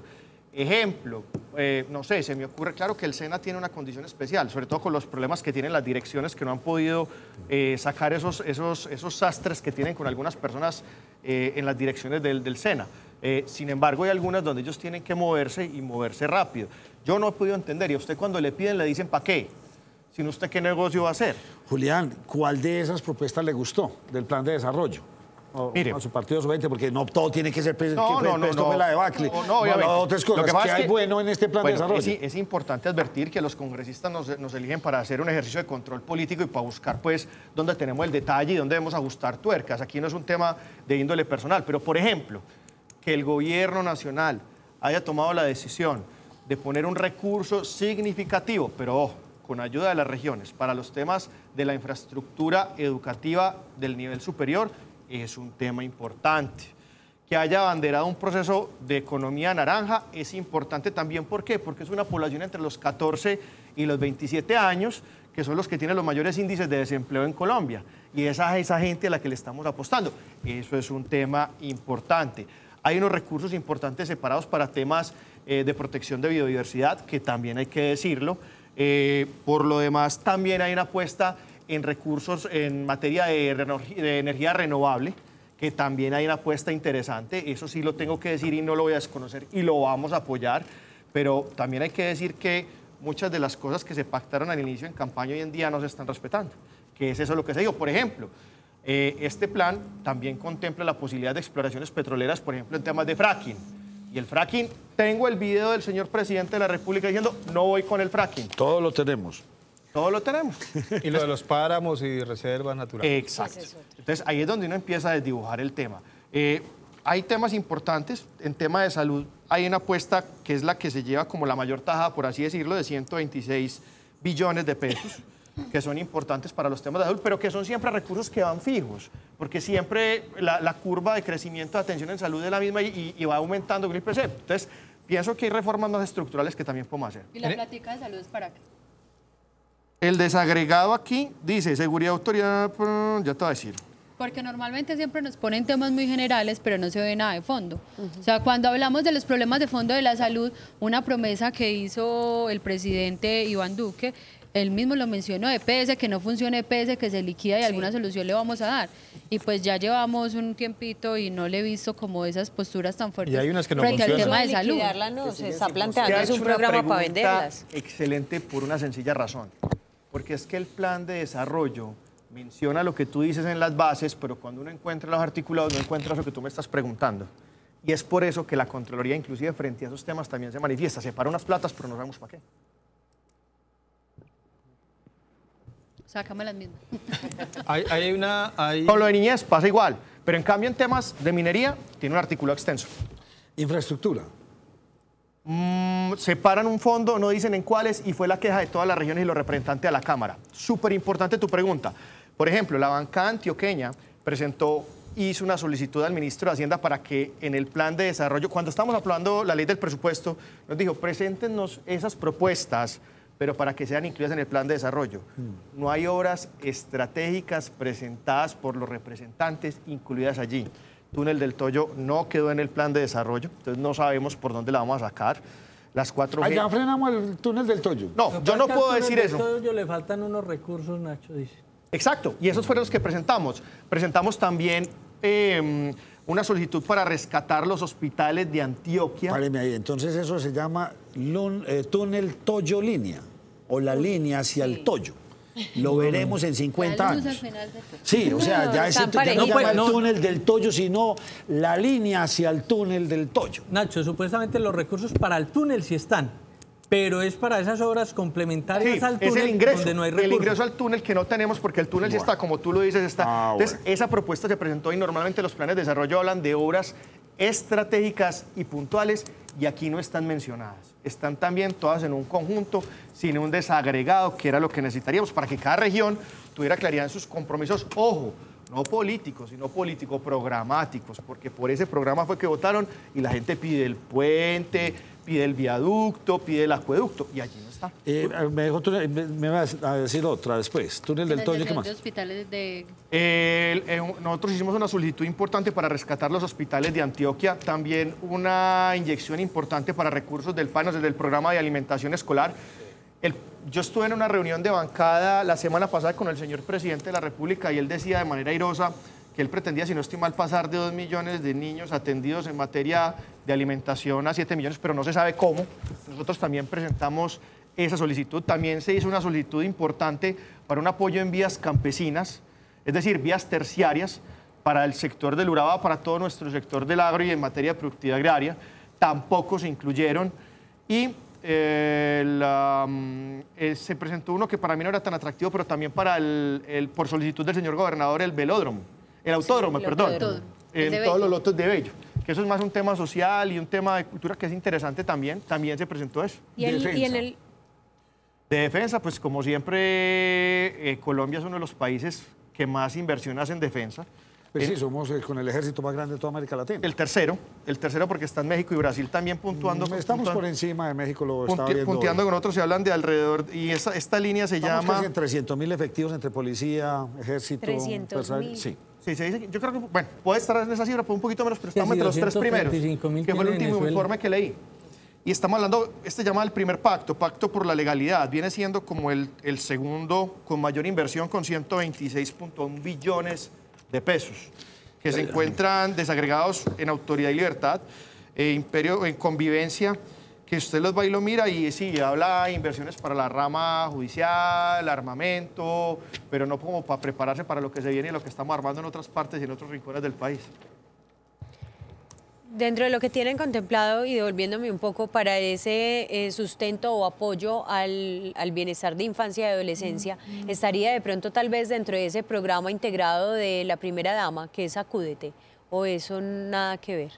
Los Sacúdete vienen siendo más, como ellos van con esa línea de economía naranja, lo que pretenden con los Sacúdete es que sean centros donde haya cultura, recreación, y más que todo este tipo de implementación de ejercicios. Eso se hace a través del Fonseco. Fonseco es un rubro que está adscrito directamente al Ministerio del Interior. Sí. En teoría está más sobre los temas de infraestructura educativa. Lo tienes metido por ese lado. En los 200. Ajá, por ahí sale. Es que, venga, yo vuelvo a esa pregunta, hombre, porque a mí me impresiona mucho, porque si hemos crecido el ejército y todo esto, mire, le voy a dar el dato, esto lo acaban de publicar, 11 de marzo del 2019, aquí está como listo este asunto, pero le digo una cosa, estamos hablando de 300.000 hombres, Policía Nacional 183.000, mejor dicho, aquí hay una cantidad, y qué inseguridad por todas partes. Y en Medellín hay déficit de... No, por eso. Hablé con el general, salieron 600, ese tema de esa decisión del Consejo de Estado con la salida de los policías fue un agravio importante para la seguridad y convivencia de los ciudadanos en las diferentes partes del territorio. No están teniendo la capacidad de formación de efectivos policiales y por ahí dicen, ya no se le miden porque no lo ven rentable, no lo ven viable y los muchachos hoy en día no quieren ingresar a hacer el ejercicio de policía, con un agravante. Váyase para el Bajo Cauca para que haya problemas, donde prácticamente hoy en día existe un estado paralelo que le cobra vacunas hasta la señora de los tintos, el zapatero y la peluquera. Sí, pero vuelvo a mi pregunta. Tenemos efectivos por todas partes y estamos en una crisis. Por ejemplo, Medellín, Cali, algunas zonas no entiende uno, o sea, ¿dónde los tenemos? ¿Será que están todos acuartelados o qué? Porque es que decían que estamos casi que al nivel de Brasil, estamos Nacho, pegados de Brasil. ¿Sabe, Nacho, dónde están? Están cuidando, acá en Medellín, en los comandos de policía, están cuidando a todos estos, a los que están capturados, los tienen en el comando porque en las cárceles no están, los tienen, digámoslo, entre comillas, como niñeras, entonces no puede estar en las calles haciendo los controles correspondientes. Réstele a eso si quiere y después lo discutimos, que para un tema supremamente interesante y un debate que tenemos que dar de orden nacional, réstele a eso los oficiales que están haciendo trabajo administrativo y sencillamente, a mí me contaba la persona que está encargada de mi seguridad, me decía, mire, si yo capturo, por ejemplo, un fletero, hasta que no lo reciban, yo no lo puedo soltar. Es decir, tengo que acompañarlo, hasta le tengo que dar la alimentación y si el hombre me lo llevo para el calabozo, no me puedo mover del calabozo hasta que efectivamente le hagan la judicialización. Entonces, claro, lo que se pierde es una capacidad en un sistema absolutamente garantista que no le permite a la policía tener un sistema de gestión efectivo. Pero tampoco es tanta la policía que tenemos. Mire, por ejemplo, el municipio de Envigado tiene alrededor de 26 cuadrantes. Por eso, ¿y eso es dónde está? Es que mire, el sitio ¿Y cada cuadrante? No, pues por Dios, es que hay un cuadrante que es toda la avenida Las Vegas y son 2 policías nomás. Y ellos trabajan ¿Y en esas Vegas fletean? Claro, total, porque es que es una vía de escape rápido. José Fernando Gil, vea, esto fue publicado el martes 8 de enero y le voy a decir quién lo publica. Global Firepower. Sí, es como una de esas páginas especiales en ver cuántos soldados tiene todos los países del mundo.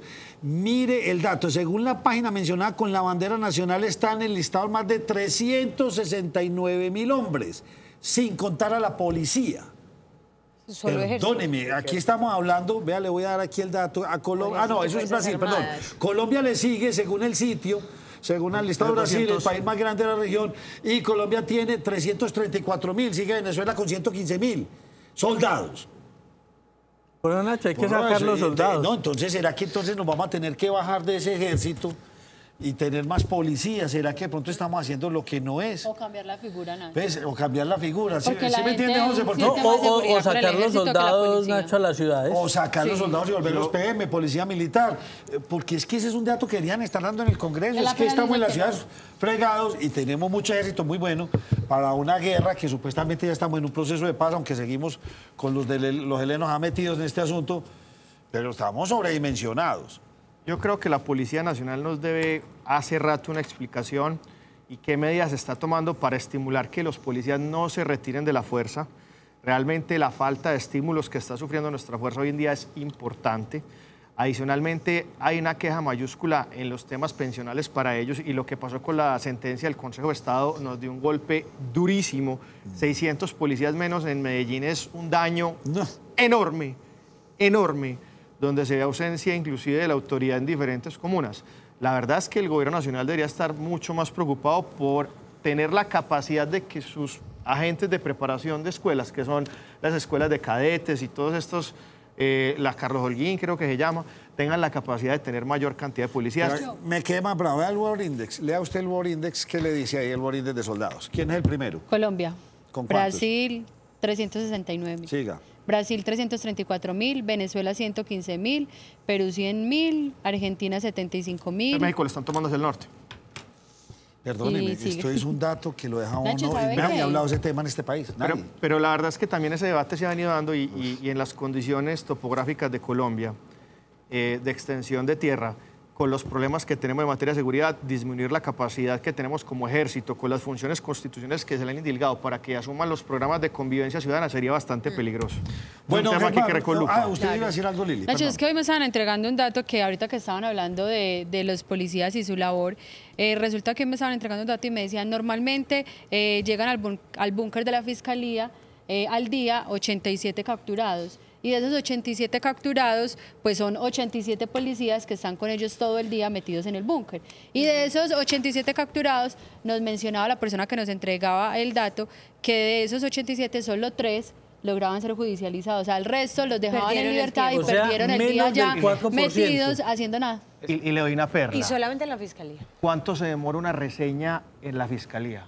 4 horas un policía parqueado. Entre 4 o 6 horas un policía parqueado. Sí, pero ¿será que si necesitamos 300.000 soldados? ¿No será que nos podríamos bajar a 200.000 soldados y tener 100.000 policías más? Pero mire, sea, Pero la Nacho, pregunta pero los que era. soldados son mucho más baratos que los policías. se están apoyando con cámaras. Pues, en términos económicos. Sí, bueno, En términos, entonces, pues, me voy a- esos en 100.000 términos convierta, no, económicos. pero convierta 100 pues por costos de plata, conviértalo en 50.000. Estoy de acuerdo con usted. Pero por Dios, es que estamos con muchos soldados, o lo que ustedes dicen, policía militar. Pero mire, Nacho, que los policías capturan en ciudades y la justicia suelta. El búnker de la fiscalía también está hacinado, se Sí, pero escapan, usted con la idea treteos. mía, libera 5 o 6 batallones en este país y lo vuelve cárcel. Pero mire que, Pues le mire que cuesta nada todas más. se están apoyando con esas cámaras que han puesto ahorita de seguridad, que eso hay cámara por todo lado, y yo creo que eso de pronto puede ayudar, pero no es lo mismo, no es suficiente si no hay policías. Julia, vea, no me puede decir la duda de Germán. ¿Qué era? Su tema que usted me dijo ahorita, sus carreteras.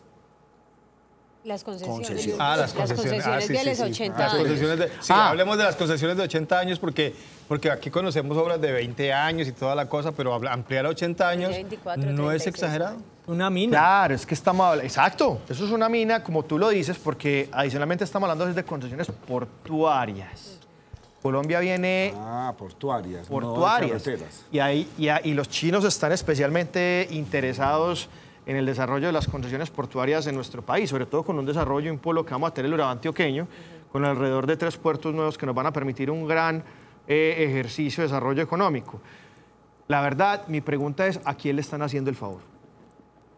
¿Eso tiene nombre propio o cómo es el cuento? Porque es que, imagínese usted con un administrador, póngale, usted vive en una copropiedad, que el administrador esté garantizado por 80 años y usted No, es no exagerado. lo pueda tocar y que usted esté poniendo las denuncias. Además, por una razón muy sencilla. Mire, ¿cuánto es la concesión de Hidroituango? ¿Cuántos años? José 50. Nacho, hablan que 50 años. va a funcionar 50 años. Sí, pero es la concesión. Para ser Ya después pasa entregada, todo a sí. ser parte de la gobernación. Sí. Y un puerto no vale lo que valió hacer Hidroituango. O sea, tendría que ser el megapuerto. El megapuerto. Pero el super megapuerto. No, ahí sí, rara, muy rara. Concesión. Mira, porque es que aquí están las concesiones, actualmente están a 20 años. Y Es lo normal, es se el término prorrogan- normal. A Y se prorrogan 30. a otros 20 Ajá. por una vez, o sea, A 40. 40. Pero el doble. Pero ya, arrancan 80. 80. Uy. Y las El portuarias. negocio está bien dejar el armadito. negocio como a 3, 4 generaciones. Le quedaron para la familia el resto de la Nacho, vida. cambiemos de negocio. Estamos donde no es. Antes de despedirlo, porque me tengo que ir ya, ¿cómo va viendo usted la percepción en Bogotá de Hidroituango? Y no quiero despedirme sin escuchar sus comentarios acerca de esto. Es muy interesante tu pregunta porque yo he tenido una percepción puntual. Yo pienso que el país está preocupado por un daño ambiental frente al río Cauca. Lo que siente el país en general es que el río Cauca no es solamente de los antioqueños, sino que es de todos los colombianos. Yo ese tema lo he rebatido porque lo que he pretendido es que no se vuelva un tema político entre quienes quieren o no quieren a Hidroituango. Pienso que la empresa hay que rescatarla, hay que defenderla, es de todos los colombianos, la capacidad de generación de energía es fundamental para todos. pienso que la preocupación debería centrarse más, y es lo que yo he hecho, en los daños que se han generado aguas abajo, entendiendo que sus propiedades quedaron valiendo nada. Nos tenemos que ir por un ejercicio de actualización catastral porque un predio que valía 20 millones hoy vale 2, así de sencillo. Pero ¿no será que de pronto en esto hay un oportunismo político, mediático? Porque es que cuando los vea uno pues, alborotados y con bandera hablando de la contaminación que produce la minería ilegal, que esa sí que le ha dado duro a los ríos. Y no es cualquier minería ilegal de aquí para abajo. Ahí sí no, aquí hay como el asunto político, la cantidad de muertos que están enterrados debajo de Hidroituango, entonces sale el gobernador de Bolívar y dice, no, aquí puede haber platica, venga, vamos a ver, ¿será que es esa? No, sí, y este escándalo donde han estado buscando corrupción que no la han podido encontrar, Reficar la encontraron todas y no cayó nadie. Pues, o sea, como un megaproyecto de estos tapa otro escándalo bien grande y todos callados. En eso usted tiene toda la razón. Hemos visto la intención, y por lo menos es percepción mía, de tratar de generar una cortina de humo con Hidroituango. Yo por eso siempre he sido absolutamente juicioso en decirle, mira, no, el interés no es aquí un tema de corrupción, porque hoy en día todo es corrupción en este país. Venga, más bien revisemos cómo salvaguardamos las gentes de ahí para abajo, cómo garantizamos que los barqueros, los arroceros, que sí tienen muchas dificultades, que inclusive los pequeños barqueros, ellos me decían, mira, yo soy barquero, resulta que los rebozos de oro se generan cuando se arrastra material sedimentado. ¿Qué es eso? Que saque a flote el oro, y con eso es que hacen con la batea y lavan. Hoy en día usted va al río Cauca y el río Cauca era el mono, hoy en día es el verde. ¿Por qué? Es de un verde color esmeralda. O sea, daños sí hay, pero usted tiene razón. Hay algunas personas que se han apropiado del tema más para tomar inclusive con temas de derechos humanitarios con lo que usted dice, y son personas muy puntuales que ya están identificadas. Eso sí no tiene ningún sentido. Oye, porque uno después de lo que pasó este fin de semana en Venezuela, preocupante, ¿o no? Sí. Sin energía. 1, 3, 4 días y todo un país sin energía eléctrica. Yo le hago una reflexión. Nosotros estamos muy preocupados por Venezuela frente a los temas de energía. Pero y frente a los temas... Pero acá, en nuestro país, en 1070 Zaragoza... poblaciones más de que no tienen... 1710. Bueno, 1700, usted le aumentó otros más. ¿Qué, 1710 qué? Son Poblaciones que no tienen energía en Colombia. Y le voy a decir, Poblados. Pero Colombia tiene 1000... No, estamos hablando de veredas, corregimientos. Pero lo que Vea. pasa es que, pero lo digo es porque cuando uno dice 1000 y pico de Está hablando de poblaciones... municipios. Y no, No, no no, podemos hablar de son municipios. zonas no, rurales hablando de incluso. municipios. No, Están hablando de municipios poblados, completos, pero la de gente poblados. tiende a, como digo, No, como claro. que 1700, Hay ahí que es donde fuera uno juega... Son localidades rurales, y el Instituto de Planificación y Promoción de Soluciones Energéticas para las Zonas No Interconectadas manifiesta lo siguiente, que alrededor de 128.000 personas están solamente con energía entre 4 y 12 horas, y los departamentos que no tienen esas poblaciones interconectadas son Nariño 600, en Chocó hay 509, en el Cauca hay 189 y en el Valle del Cauca 81. O sea, tienen energía intermitente. Sí, más no es que no tengan solamente, o sea, energía. máximo entre 4 y 12 horas Bueno, al por eso día. O sea, Le es dejo un importante, punto pero hay que adicional. aclarar, o sea, eso es el punto 2 de la población del país. ¿Sí me entiendes? O sea, Sí. es muy... Y, A mí me gusta y hacer son numeritos. población, Sí. y obviamente deben señor. tener energía. Pero lo que pasa es que cuando uno habla de 1700 Eso, poblaciones, generalizar uy, todo el- carajo, no. Es el punto 2 de la No, población del país. 1710 poblados. Poblados. Eso es importante, y este plan de desarrollo también, no encontré la cifra, pero pretende ser un esfuerzo importante para conectar esas poblaciones, pero no solamente energía, en materia de agua. En Zaragoza, que es un municipio absolutamente rico por el oro que tiene, y el Bagre mantiene sin agua, allá no hay agua, y eso es un principio básico de la Ya convivencia. pregúntele a los alcaldes de aquí para atrás qué han hecho con las Ah, no, platicas, qué han total. hecho con lo que les queda. Así es. O sea, la han vagabundeado. No, Son eso no. municipios ricos, sí. Es que es así, municipios Zaragoza, que son municipios ricos, y no de ahora, de toda la vida. Dicen que en el Bagre usted le pega una patada a una piedra y sale oro. ¿Y dónde está la plata? ¿Dónde han estado todos esos alcaldes haciendo que Pero- lo mínimo querían solucionar Pero también la es que infraestructura básica? en No. materia de equidad, lo que reciben en retribución por permitir la explotación de oro es bastante pobre, por no decir Total. paupérrimo. ¿Y dónde han estado las peleas? ¿Y dónde ha estado el Partido Liberal? ¿Y dónde ha estado el Conservador? O sea, ¿dónde está? Venga, somos ricos, tenemos esto. ¿Dónde han estado representados en el Congreso? ¿Dónde sus partidos? Nada. Entonces queda uno triste. Aquí Gracias estamos por haciendo la la tarea, estamos intentando. Bueno, eso- Nacho, finalmente, hoy se cayó en la pared Niza Rigoberto Urán, se lesionó, se fracturó la clavícula. Y algo que yo me imagino que usted quería que yo se lo mencionara al principio del programa, no se lo mencioné, que es la perlita que nos deja el Ministerio de Minas, que yo sigo pensando que es el Ministerio de Hacienda. el ministro Carrasquilla, con el alza del combustible. Van 70 días y 3 alzas al combustible. 70 días. Carrasquilla está pobre, desde que entró dijo, aquí no hay plata y tenemos que hacer reforma, porque aquí no hay plata. Volvemos después de esta pausa.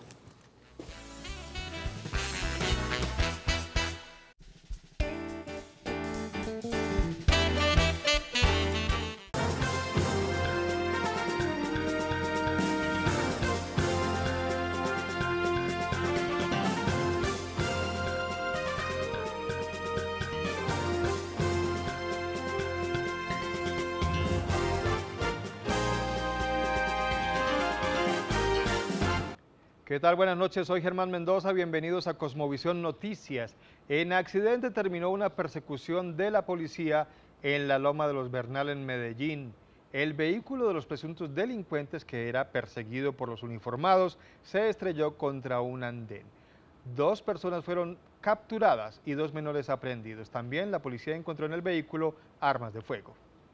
En el sector de la Loma de los Bernal, comuna 16 Belén de Medellín, se registró una balacera cuando las autoridades perseguían a unos sujetos que se movilizaban en un vehículo y que dispararon en contra de una patrulla de la policía después de presuntamente volarse un puesto de control de las autoridades. A eso de las 9 de la noche en el sector de la Loma de los Bernal, específicamente en la portería de Sendero del Parque o Mirador del Parque, son 2 unidades que quedan cerca, a una cuadra del Euro de la Loma de los Bernal, pues pasó un carro, un Clio color oscuro, hacia arriba, hacia la iglesia de la Loma de los Bernal, y pues detrás iban 2 policías en una moto. Cuando se oyó pues varios disparos, yo podría decir que 12 a 15 disparos, los policías se quedaron quietos, el carro siguió hacia la parte de arriba. El general Eliezer Camacho confirmó que el vehículo en el que se movilizaban los sujetos habría sido robado, según lo denunció el propietario del carro, quien prestaba el servicio de Uber cuando los pasajeros que transportaba se robaron el vehículo. Bueno, es importante que nosotros ubicamos también al propietario del vehículo. Según él manifiesta, momentos antes le habían hurtado el vehículo, que lo utiliza para el servicio de Uber, según él mismo lo manifiesta. Y pues creemos que dentro de las últimas modalidades que hemos observado, han utilizado vehículos hurtados para realizar actividades de confrontación, para asesinar a otros ciudadanos. Las autoridades confirmaron que en el carro se movilizaban 4 sujetos, 2 de ellos menores de edad, los cuales fueron aprehendidos, y 2 mayores de edad, de los cuales uno resultó lesionado con arma de fuego. En el barrio La Colinita, sector Guayabal de la ciudad de Medellín, fue encontrado dentro de un costal y envuelto en bolsas plásticas el cuerpo desmembrado de un hombre. Hasta el momento no ha sido posible la identificación de esta víctima. En el barrio La Colinita en Medellín fue encontrado dentro de un costal y envuelto en bolsas negras el cuerpo desmembrado de un hombre. Según las autoridades, el cuerpo fue encontrado sin extremidades ni cabeza, por lo cual aún no se especifica la identidad de la víctima, que habría sido asesinado un día antes del hallazgo de su cuerpo el pasado sábado 9 de marzo. Así es, pues por el momento se sabe que es encontrado un cuerpo lastimosamente desmembrado en varias bolsas por el sector de Guayabal. En estos momentos se adelantan las investigaciones correspondientes por la modalidad. Es un asunto que, digamos, en el pasado ha sido referenciado como un comportamiento, un accionar, digamos, lastimosamente característico, una estructura criminal conocida como Joaquinillos. Se está evaluando entonces si tiene algo que ver con esta estructura criminal y con su accionar, para, por supuesto, proceder con la labor investigativa que así sea el caso. Las autoridades investigan los móviles de este asesinato, que se convierte en el tercer caso de personas desmembradas en lo que va corrido del año en el Valle de Aburrá.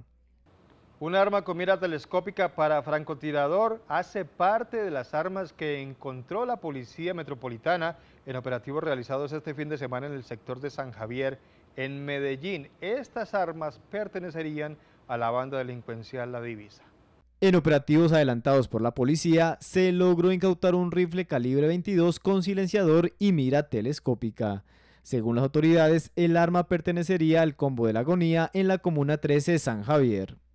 Bastantes armas de fuego fueron incautadas este fin de semana, entre ellas armas de largo alcance como las encontradas en San Javier, en el sector de La Divisa, y también algunas otras armas cortas y subametralladoras que fueron encontradas precisamente en labores operativas, tanto allanamientos como de control en vías públicas en sectores como Belén Rincón, que recientemente precisamente habían generado también hay unas circunstancias de inseguridad. Este armamento causa alerta en las autoridades, pues este artefacto sería utilizado por francotiradores para generar homicidios selectivos a larga distancia en las periferias de la ciudad. Un delincuente conocido con el alias de El Guarda, capturado este fin de semana en el municipio de Bello, tenía en su poder un arma 9 milímetros enchapada en oro. Esta persona se dedicaba, según las autoridades, a la venta de estupefacientes en esta localidad del norte del Valle de Aburrá. Al mejor estilo del Chapo Guzmán y de Pablo Escobar, las autoridades incautaron un arma de fuego enchapada en oro a alias Guarda, un sujeto que según la comunidad era el encargado de distribuir estupefacientes en la zona. Importantes, como ustedes mismos lo registraron el día de ayer, una captura de una persona que portaba una pistola 9 milímetros con documentos, pero enchapada en oro, y asimismo tenía otra pistola que estaba sin papeles y es de a disposición de autoridad competente. Son temas que desafortunadamente podemos ver que son repetitivas. Esto es de las mafias de los años 80, 90 y vuelven a tener fuerza en algunos lugares del área metropolitana, y precisamente estamos trabajando con la Fiscalía General de la Nación para erradicar estos fenómenos. La incautación se realizó durante un allanamiento a una vivienda del barrio Las Vegas en Bello, municipio que se ha visto azotado por el enfrentamiento de bandas delincuenciales identificados como los Pacheli y los Mesa. Por descargar pornografía infantil fue capturado un hombre en el barrio San Javier de la ciudad de Medellín. La policía logró rastrear la dirección IP de esta persona para ubicar su residencia. Allí fueron encontradas memorias USB y computadores con el material pornográfico descargado. Por descargar y compartir a través de plataformas como Ares material pornográfico que involucra a menores de edad, fue capturado un hombre de 24 años residente en el barrio San Javier de Medellín. Las autoridades prendieron las alarmas después de identificar la IP, lo cual permite establecer el lugar desde donde se estaban descargando el material. Una persona dedicada a utilizar pornografía infantil para la venta y la comercialización de la misma, gracias a un programa que tiene la Policía Nacional, se pudo detectar y se pudo identificar el sitio, el lugar y la persona que se dedicaba a este delito, para lo cual, apoyados con la Fiscalía General de la Nación, se practicó 2 diligencias, una de registro y allanamiento y otra que fue la captura de esta persona. Después de pedir una orden de allanamiento y realizar el operativo, se decomisaron una CPU, un celular y una memoria USB, donde se confirmó que desde la vivienda se hicieron más de 5.000 visualizaciones y 534 descargas de material pornográfico, hasta el pasado 4 de marzo. El joven será llevado ante un juez para ser procesado por el delito de pornografía con menores de edad. Dentro del registro de allanamiento se pudo detectar que esta persona utilizaba un computador para tal fin, algunos elementos como celulares, memorias USB, los cuales fueron puestos a disposición de la Fiscalía, y en este momento esta persona está presentada por el delito de pornografía con un menor de 14 años. En lo corrido del 2019 se han realizado 53 capturas por delitos sexuales en el Valle de Aburrá. La intolerancia nos está matando, según cifras oficiales. En Medellín, entre los años 2016 y 2018, se registraron 234 muertes por convivencia e intolerancia. Este año ya se han registrado 4 casos. Cada vez son más los hechos de intolerancia que se presentan en los diferentes escenarios públicos de Medellín, algunos por malentendidos y otros por imprudencias. Porque si se le pasó o porque se le atravesó una moto, entonces llega y le sacan la cruceta o le sacan el palo, o el palo que llamamos nosotros a manzalocos. Yo mismo me autocontrolo porque uno no sabe con quién se va alguien, un loco por ahí. Lo cierto es que actualmente son pocas las personas que prefieren escuchar al otro y se alteran ante una recomendación o llamado de atención. Fue que en estos días, en medio de un aguacero, después de que recogí un pasajero en un centro comercial, coloqué la direccional y en el momento en que iba a cruzar se me atravesó un carro pues con mucha velocidad. Fuera de que se me atraviese, comete la imprudencia, me sacaron un arma pues y como intimidándome pues, entonces yo le dije al muchacho, hombre, coloque la direccional porque yo llevo la direccional, usted se va a cruzar aquí y no la coloca, entonces uno piensa que usted sigue derecho. Que no, que fue tantas tal cosa. La problemática inclusive se ha trasladado a las redes sociales, donde la opinión personal se ha convertido en un foco del matoneo. Según cifras oficiales, este año se han registrado en la capital antioqueña 4 homicidios por convivencia y entre 2016 y 2018 se presentaron 234 casos. Nosotros hacemos una pequeña pausa, pero ya regresamos con más Cosmovisión Noticias.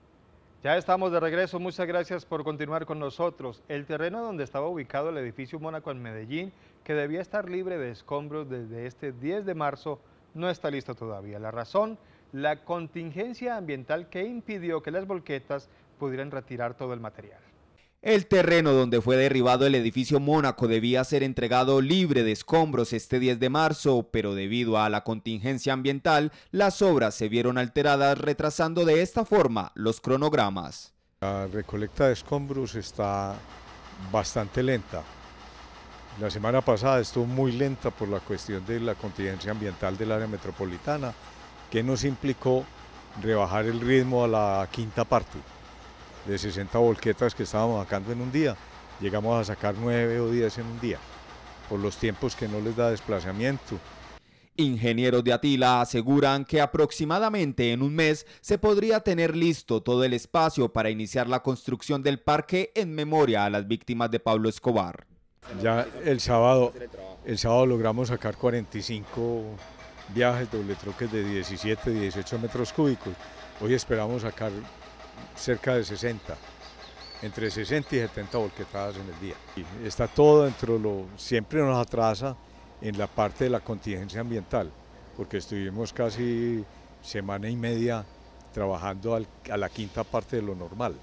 Entonces eso nos implica alargar más los tiempos de entrega del proyecto. Por ahora y curiosamente siguen llegando al sitio algunos extranjeros que son guiados para conocer los vestigios de lo que fue considerado por mucho tiempo el símbolo del narcotráfico en Medellín. Los conductores de volqueta le están pidiendo al alcalde de Medellín, Federico Gutiérrez, que no los siga estigmatizando y culpándolos de la contaminación ambiental en la ciudad.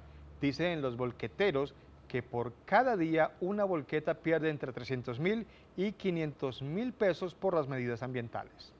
El gremio de volquetas del Valle de Aburrá le pide al alcalde que no los siga llamando chimeneas. Lo que siempre le hemos insistido al señor alcalde es que sea respetuoso con su señalamiento cuando nos llama chimeneas, porque se le ha dicho a toda la comunidad y a ellos en especial que nuestros vehículos están en un estado crítico, pero ha sido negligencia del gobierno, porque nunca se ha tocado la problemática de raíz y siempre han sido pañitos de agua tibia. Entonces, ya habíamos hablado del tema del combustible, de la calidad de los combustibles, que Ecopetrol está mejorando el combustible, creemos en que Ecopetrol esté mejorando el combustible, pero todavía tenemos tecnologías que son obsoletas.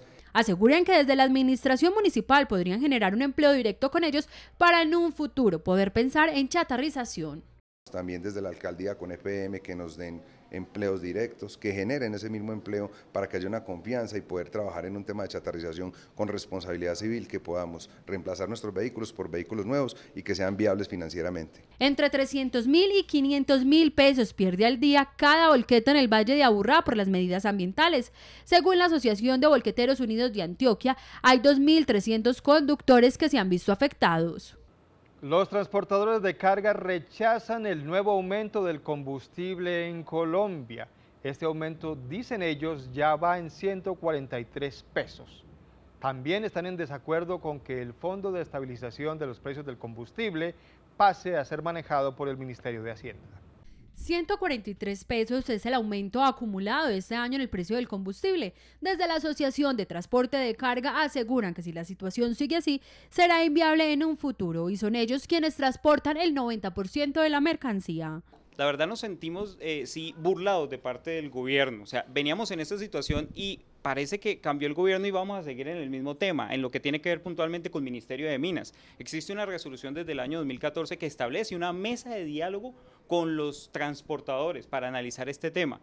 Y desde el año 2014 a la fecha se citó una vez, no se volvió a citar. Siguen poniendo el precio según como les conviene para las arcas del Estado y los problemas fiscales de la nación, restándole competitividad al país. De verdad que estamos muy agotados con el tema y sí nos sentimos burlados de parte del gobierno nacional.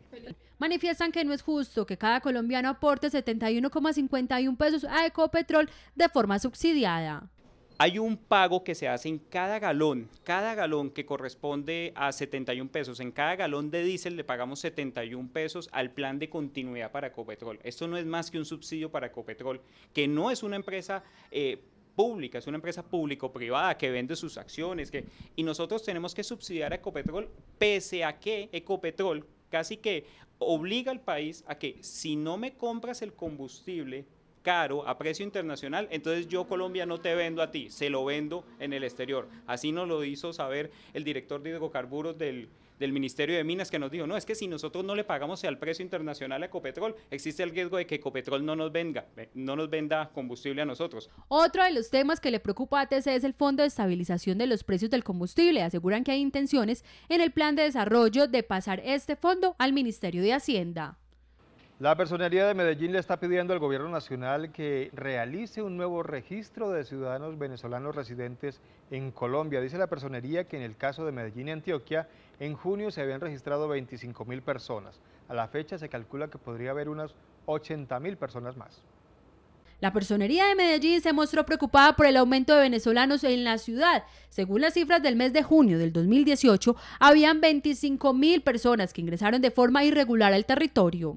Bueno, no tenemos un registro, pero teniendo un promedio aproximado de lo que de cuando llegamos hicimos el primer registro, de unas 25.000 podemos tener aproximadamente un promedio de, digamos, ya en Medellín hay 80.000 aproximadamente de venezolanos, 80.000, algunos se han registrado, otros no, o sea, el subregistro es inmenso. Tendríamos aproximadamente entre 25.000 que fueron registrados y otros 15.000 que entraron por fronteras legales, para un promedio de 40.000, pero podemos decir que el 50% de estas, o el 100% más bien de esta cifra puede estar en situación irregular en el país. Se pide al gobierno nacional que se habilite un nuevo registro. Al no volverse a habilitar este registro, significa entonces que llegan muchos más venezolanos, llegan muchos más migrantes, y esto hace que lamentablemente sean objeto de discriminación, objeto de abuso laboral, de abuso sexual. La Personería manifiesta que esta situación cada vez trae más problemas de vulneración de derechos humanos a los venezolanos. Significativa reducción de los embarazos en adolescentes en los últimos 3 años en la ciudad de Medellín. La reducción es del 30% según cifras entregadas por la alcaldía municipal. Las cifras de embarazo de adolescente en Medellín en los últimos 3 años han bajado significativamente. Según la administración municipal, es la más baja de los últimos 20 años. Diciendo que aunque la reducción en embarazo en adolescentes es significativa, cuando hablamos que en 3 años lograron una reducción superior al 30%, cuando ustedes lo que pueden ver a lo largo de los años en estas diferentes tasas y en estas cifras, es como siempre la tasa se mantenía muy parecida, entre 20, 21, 22, y era muy difícil bajar de ahí. Hoy estamos, por supuesto, en una tasa de 15.8 y que es fundamental seguir avanzando, pero que de todas formas, pese a la reducción que es de 4.410 a hoy, una reducción de pasar de 6.334 a 4.410, una reducción de más del 30%. La Secretaría de Salud llegó con un programa piloto a las comunas 1, 2, 3 y 4 con buenos resultados. Si ustedes ven en la diapositiva, nosotros estamos implantando el método de planificación en una biblioteca, o sea, no le estamos poniendo barreras de acceso a las niñas, no tienen ningún riesgo. Entonces lo que estamos haciendo es, va personal capacitado, se hace toda una encuesta que está en los lineamientos dados por el Ministerio de Salud, va una enfermera y una psicóloga, les hace toda la intervención, tanto a hombres como mujeres, porque queremos que todo en esto participemos con todo el tema de equidad de género. ¿Y qué estamos haciendo? Se les hace toda la parte educativa y ellas pueden acceder al método de planificación que ellas como opción quieran. Las comunas con mayor número de embarazo adolescentes siguen siendo El Popular, Manrique, Villahermosa y San Javier. La Autoridad Ambiental Corantioquia destinará más de 1.000 millones de pesos para la formación de líderes ambientales en los 80 municipios de influencia de esta entidad. 3 convocatorias abrió Corantioquia para la formación de líderes ambientales en el departamento. Guardianes de la Naturaleza, dirigida a niños entre 5 y 13 años, cuenta con una inversión de 300 millones de pesos. Son niños que quieren empezar a conocer su territorio, a apropiarse de él, a conocer, a formarse. La segunda es la convocatoria para iniciativas educativo-ambientales, que tiene una inversión de 500 millones de pesos, y la tercera, conocida como la Red de Liderazgo Juvenil, con un aporte de 200 millones de pesos. Fortalezas que tenemos en el territorio y que queremos buscar se potencialicen. Hoy Corantioquia quiere abrir la puerta, decirle a los ciudadanos participen, revisen la página web, conozcan que lo que nosotros estamos ofreciendo, que son programas que atienden desde el niño hasta el adulto. Sí, yo hago parte de la Red de Liderazgo Juvenil Ambiental de San Pedro de los Milagros y nosotros hemos logrado muchas cosas como campamentos ambientales, hicimos un inventario participativo de fauna y flora en una de las reservas que se llama Montefrío en San Pedro de los Milagros. Las 3 convocatorias estarán disponibles para los 80 municipios que integran la jurisdicción de Corantioquia los días 24, 26 y 31 de marzo, ingresando a la página oficial de la entidad. Así llegamos al final de esta emisión de Cosmovisión Noticias. Muchas gracias a todos ustedes. Que tengan una feliz noche.